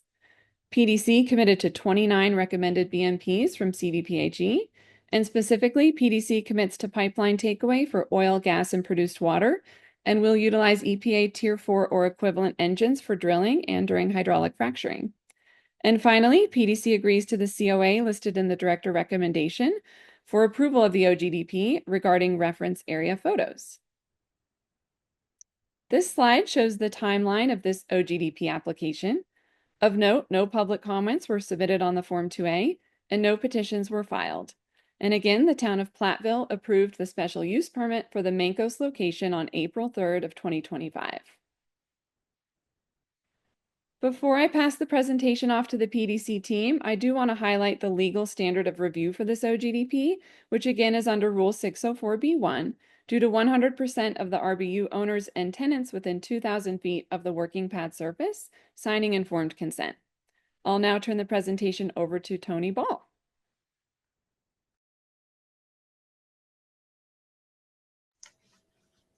Thanks, Kelsey, and good morning, commissioners. My name is Tony Ball, Surface Land Representative at Chevron. In Section 3 of today's presentation, we outline the application specifics of the Mancos OGDP. Next slide. The Mancos location is planned for 14 new horizontal wells, developing approximately 1,781 mineral acres from one new location. PDC has obtained 100% the informed consents applicable to the location. The location is outside of high priority habitat, outside of public water supplies, and outside of disproportionately impacted communities. PDC plans to have oil, gas, and produced water takeaway from this location via pipeline. The location will utilize tankless hydrocarbon storage, as well as Group 3 drilling fluids. Next slide. Here we outline our currently planned phases of development for the Mancos OGDP, with construction scheduled to start in Q3 of 2025, drilling planned to commence in Q1 2026, completions planned for Q4 of 26, production beginning in Q1 of 2027, and interim reclamation commencing in Q2 2027. Next slide. Section 4 of the presentation outlines the siting and alternative location analysis that was conducted through PDC's efforts of selecting a location that best protects public health, safety, welfare, environment, and wildlife resources. Next slide. As you'll see on this slide, PDC's preliminary assessment of the overall development area provided 5 alternative locations which could potentially accommodate oil and gas operations, with 3 of those alternatives being ruled out early in the process as being unfeasible due to a substantial number of immediate receptors identified. This left 2 alternative locations to be fully evaluated by PDC. Our primary focus of area was toward the eastern or right side of the map shown before you, as the western portions of the proposed mineral development are in sensitive, high priority habitat along the South Platte River. As with all of PDC's surface locations, considerations when conducting our site selection or ALA process include, but are not limited to, proximity to building units, operational feasibility, does the location meet the standards of our site-by-site risk assessment for development, impact to future land use, will this site have negative impacts on future development, or are there pending development plans in the area? If the site is planned on lands that are intended for long-term farming operations, will the surface owner and/or tenant farmer be negatively impacted by the site for future operations? Proximity to cultural features, environmental concerns such as wildlife corridors, raptor or eagle's nests, prairie dogs, burrowing owls, wetlands, floodplains, designated surface water, and much more. The access to the location. Does PDC believe we can construct or utilize an existing access that is safe with minimal impacts not only to the surface owner, but the surrounding community? Surface owner negotiations. PDC wants to be a partner with our landowners and stakeholders, and these proposed locations have to be locations that not only work for us, but work for our surface owners as well. Geology. Does the surface structure formations complement the surface location in which to safely and adequately develop hydrocarbons? And last, but definitely not least, consolidation. A consideration that is evidenced quite clearly through the evolution of the Mancos location as we see it today.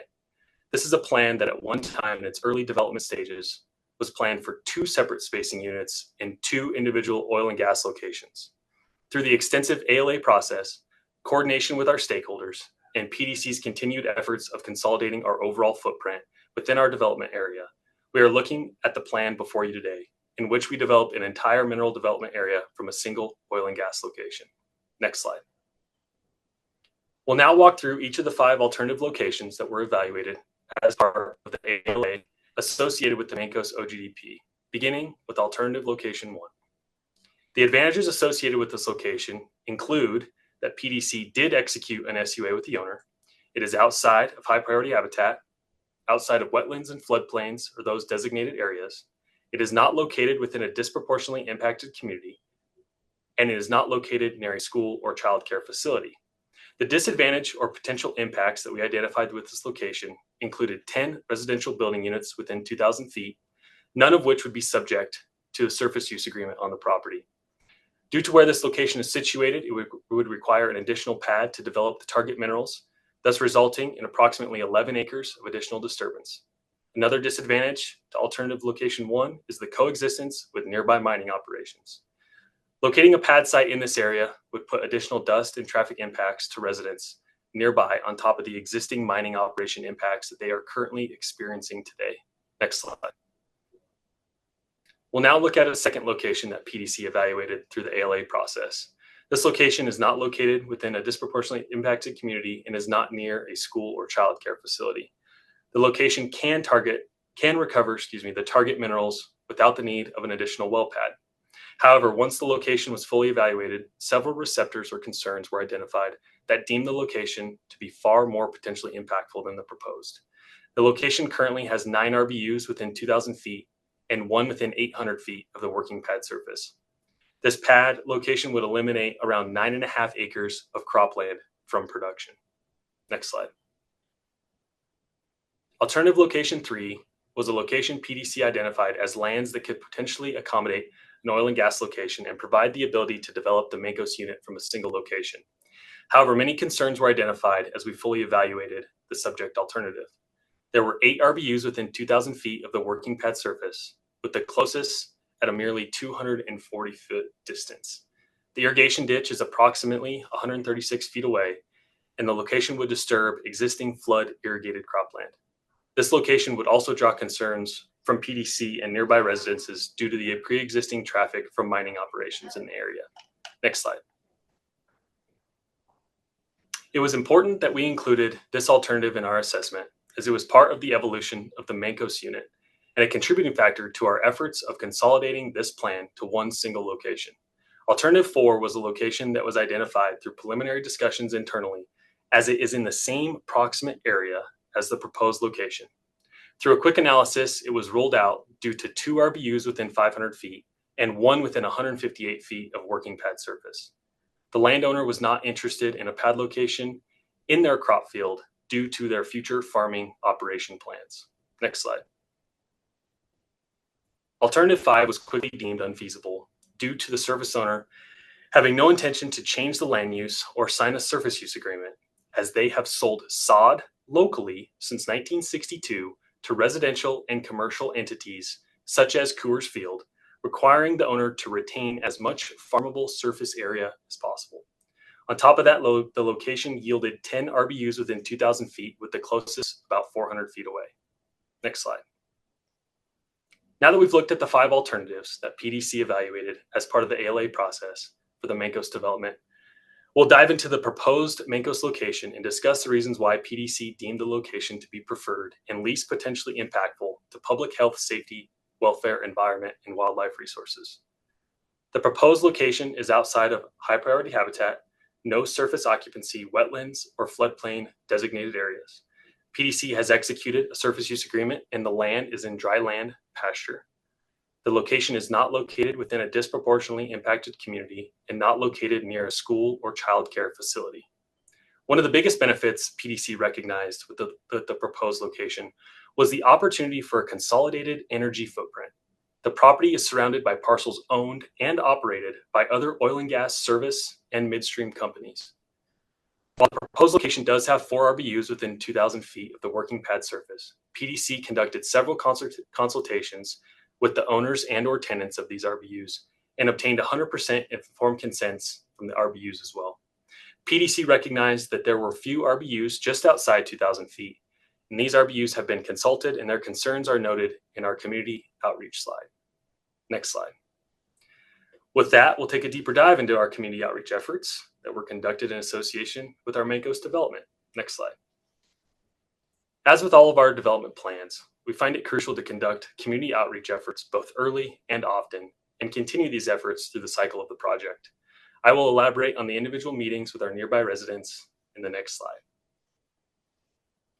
As it pertains to the proposed location for the Mancos development in the RBUs within 2,000 feet, PDC has conducted multiple individual meetings with the owners and tenants of each of the RBUs, beginning at the early stages in the planning process and most recently in the past few weeks to inform these owners of the site's progress through the permitting process, as well as the upcoming ECMC hearing we find ourselves in today. These owners and tenants received informational booklets with detailed information regarding the proposed site and operations. We always ensure that these owners have a personal point of contact, like myself, within PDC that they can reach out to at any time should questions arise. PDC also sent pre-application notices to not only the residents within 2,000 feet of the proposed location, but all parcels within 2,000 in accordance to Weld County's notice requirements. In regard to these RBUs, PDC did not receive any major concerns regarding the siting of the proposed locations or the operations specifically. Some of these owners did cite minor concerns with traffic routes, noise, light, and timing. PDC's approved haul route on Highway 60 eased concerns as no unpaved county roads will be utilized along the haul route.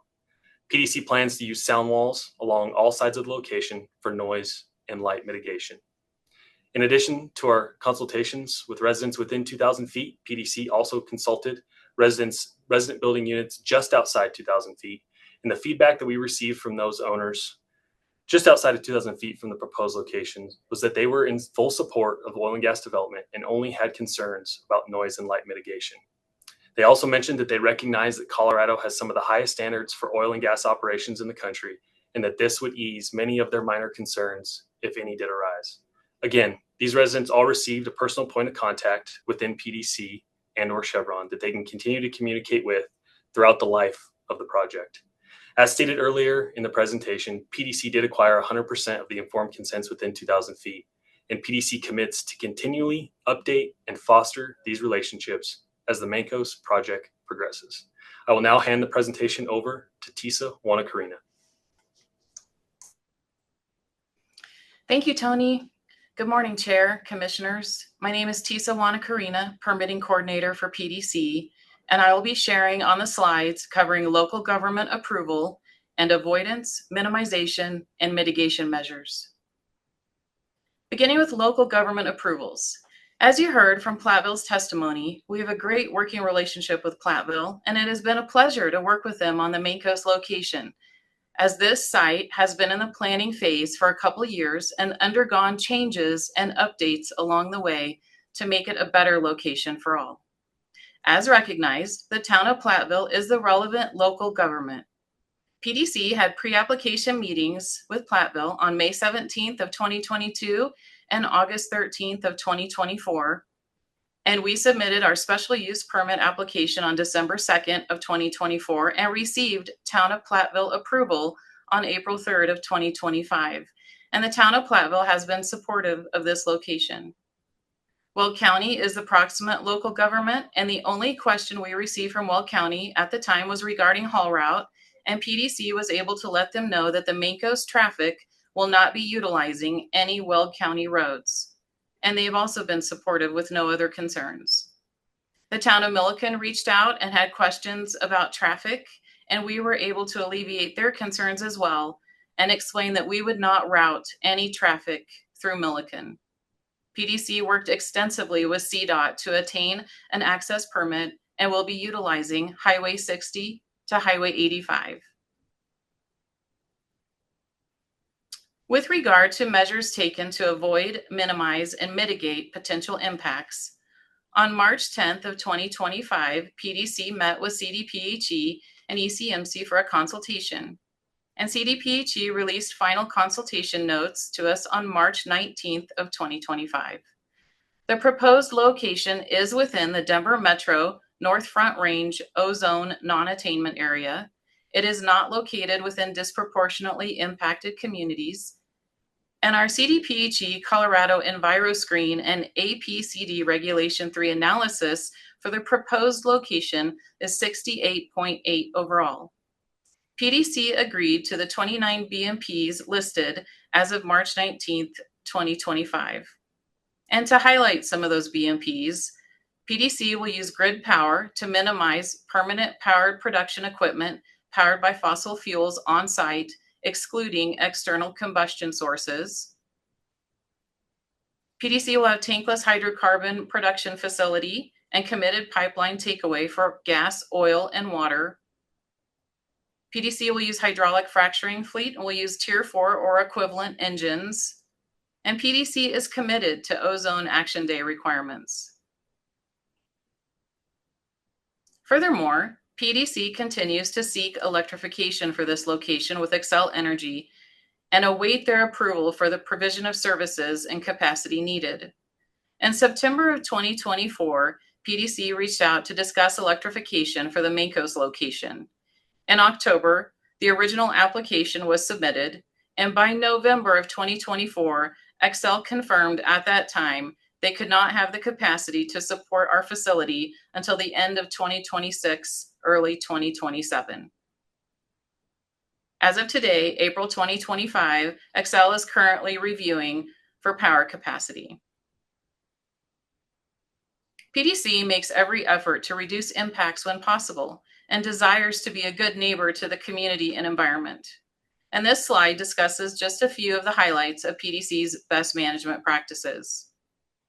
PDC cited the proposed location over a mile away from schools, child care centers, school governing bodies, and high occupancy building units.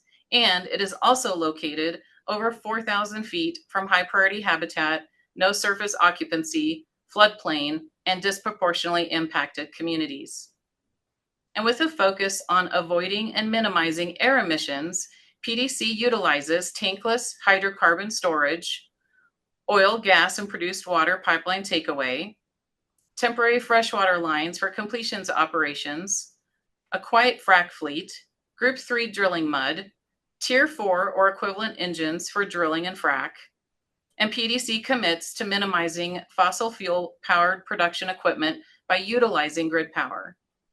PDC also commits to minimizing dust, noise, and light pollution by continually monitoring the site for visible fugitive dust, utilizing temporary and permanent sound walls for pre-production ops and production activities, employing continuous noise monitoring, and using minimal switched lighting.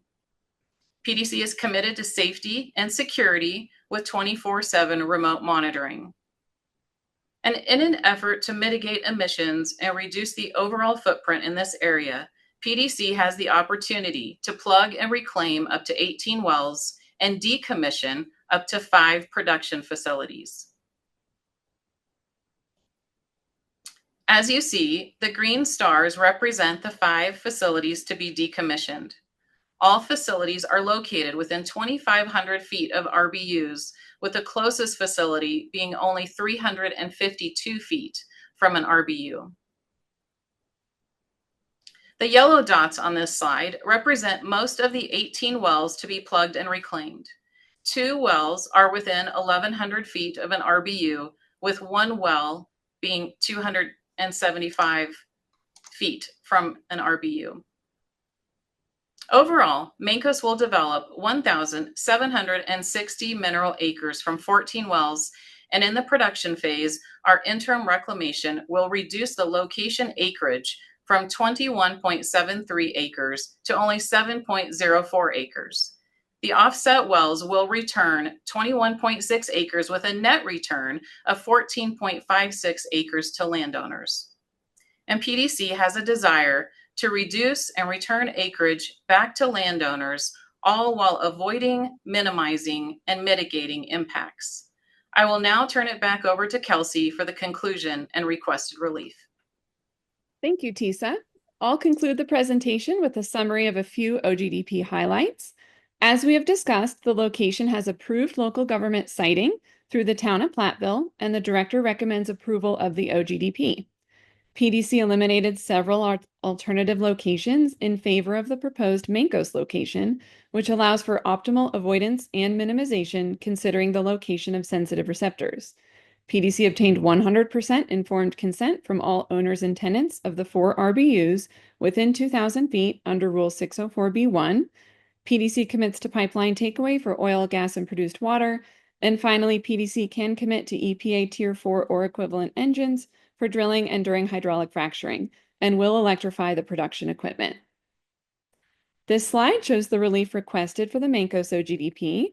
We respectfully request approval of the OGDP application in Form 2A, and this does conclude our presentation. So we can take the PowerPoint down, and all witnesses could come on screen if you have any questions. Thank you very much for the presentation. Appreciate the information. Commissioners, this panel is now open for questions. Commissioner Cross? Thank you, Mr. Chair, and thank you for that presentation. I just want to touch on one thing for clarification purposes towards the end of your presentation. You talked about the opportunity to plug and abandon 18 wells and decommission 5 facilities. Based on the testimony after that, I assume you're committing to plugging and abandoning those wells and decommissioning, not just have the opportunity to do so? Thank you, Commissioner Cross. I believe it is a commitment. If I'm speaking incorrectly on that, I'll have the team correct me. However, I believe the plugging and abandonment presented today is committed to. I just wanted to make sure the wording of opportunity to do so was just a little awkward, so I wanted to make sure. That's my only question for right now. Other questions from commissioners? Commissioner Messner. Thanks for the presentation. I wonder if you could talk just a little bit more about the timing of it. I think we're starting in 2025. We're ending somewhere in 2027. for I guess for the number of wells that are being drilled, it seems like a relatively long timeline. And looks like maybe it's not anticipated to be continuous operations. And so maybe can you be any more specific about that?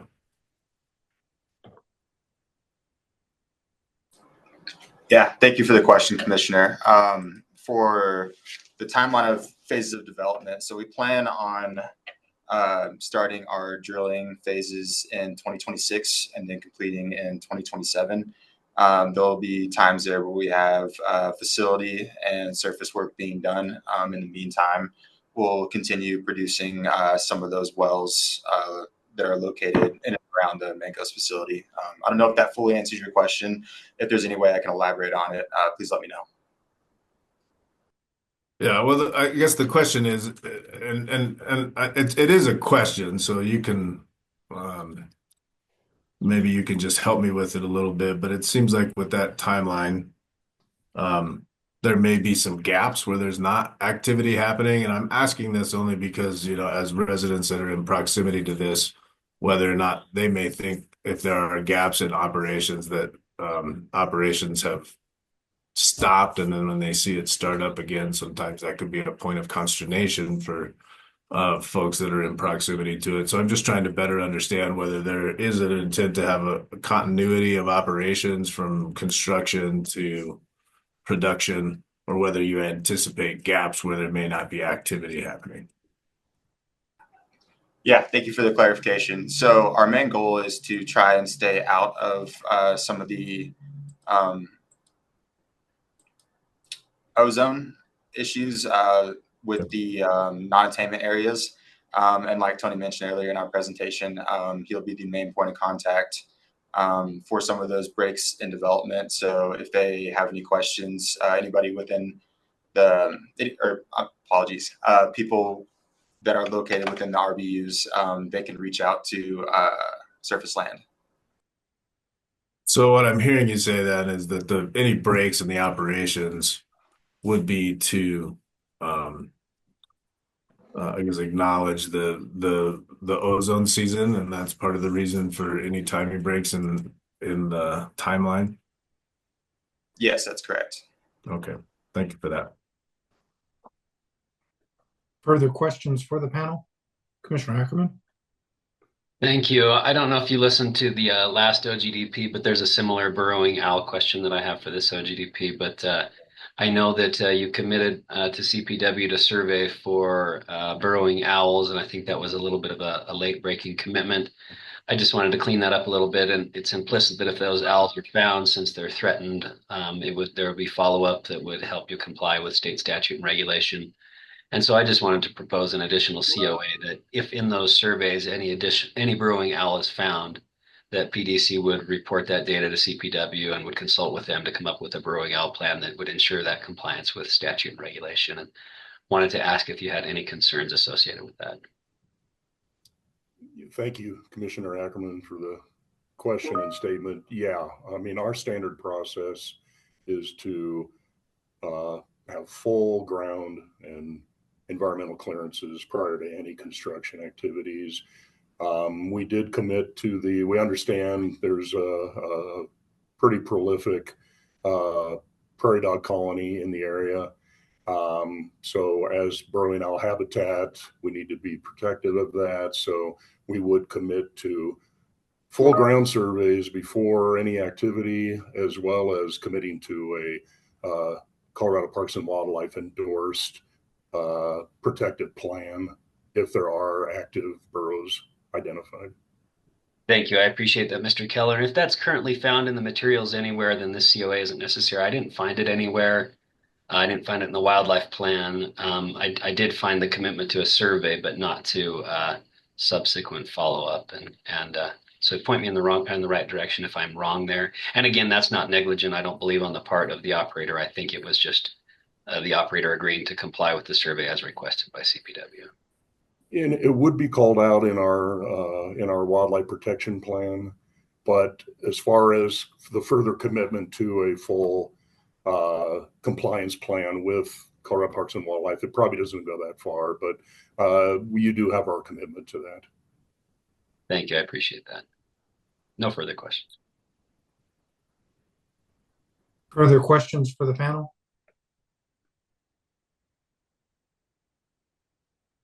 Seeing none, we move to deliberations.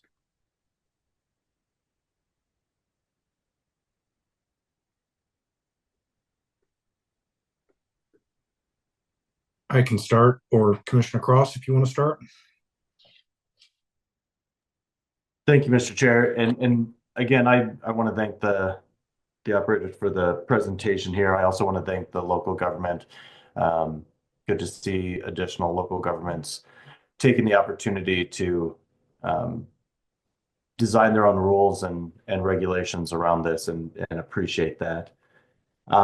I will be in favor of this application. I appreciate the hard work done on it. I think a few of the things that stick out to me are some of the things we talked about in our cumulative impacts rulemaking, trying to make sure we focus on as many BMPs as possible. And here we do have as many efforts as possible to get electrification, still looking for it, but using the Tier 4 rigs, making sure we have the three-phase takeaway, just to highlight a couple of them. And I think those are all very important to the protection of public health, safety, welfare, environment, wildlife resources. Appreciate the offsets created. That's always one of the things I like to see. Here we have 18 wells being plugged and abandoned, 5 facilities being decommissioned. You improve the surface acreage available. We're seeing here, based on the ALA, that a lot of this land is farmland, and so that gives a lot of land back that can be farmed and used for other things. You're also seeing, with the reduction of these wells, with the reduction of the facilities, a lessening of emissions as well, which is always important. I think specifically turning to the ALA here, there's a few really good things that we see. Obviously, a lot of the alternatives that were feasible, you had many that included a greater number of RVUs. You had many that had RVUs that were significantly closer than what was available here. So I think that's important to note. And I also appreciate that in addition to just distance and number of RVUs present, you also were seeing things such as farmers who work on sod and just unwillingness to change what they currently do with their lands for that. And so I do take that into account as well. Overall, I do think it's very hopeful, again, for me to note that specifically seeing one of the PNAID wells was 275 feet away from an RVU. I think that's very noticeable as well. But all in all, I think this is a good application, and I will be voting in favor of it. Thank you, Commissioner Cross. Furthers with deliberative comments? Others with deliberative comments?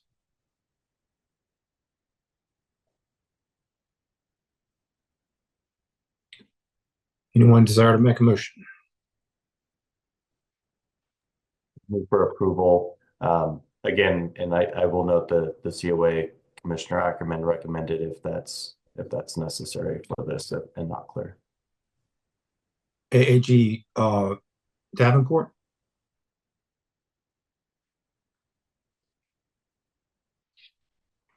Thoughts on that additional condition? Sorry, the audio cut out for me a minute. Would you repeat it? I just wanted to add the condition of approval if necessary, similar to what we did with respect to the POCO application mentioned by Commissioner Ackerman with respect to the burrowing owls, if that's necessary to do so. I don't have any issue with that. I think if staff is comfortable and understands that COA. I guess I just used the same language as the previous application then that Commissioner Ackerman set out well. All right, let's have that condition as part of the motion, and I'll second the motion. Is there further discussion on the motion? Seeing none, all those in favor of the motion signify by saying aye. Aye. Any opposed? Motion carries. Thank you, Ms. Wazelinski, for the presentation. Thanks to staff for getting us to this place. And with that, we have concluded the business of the Energy and Carbon Management Commission. I would move to adjourn. Do we have a second? Second. Motion and a second to adjourn. All those in favor signify by saying aye. Aye. Any opposed? Great. Thanks for the good work today, folks. We'll see you next week.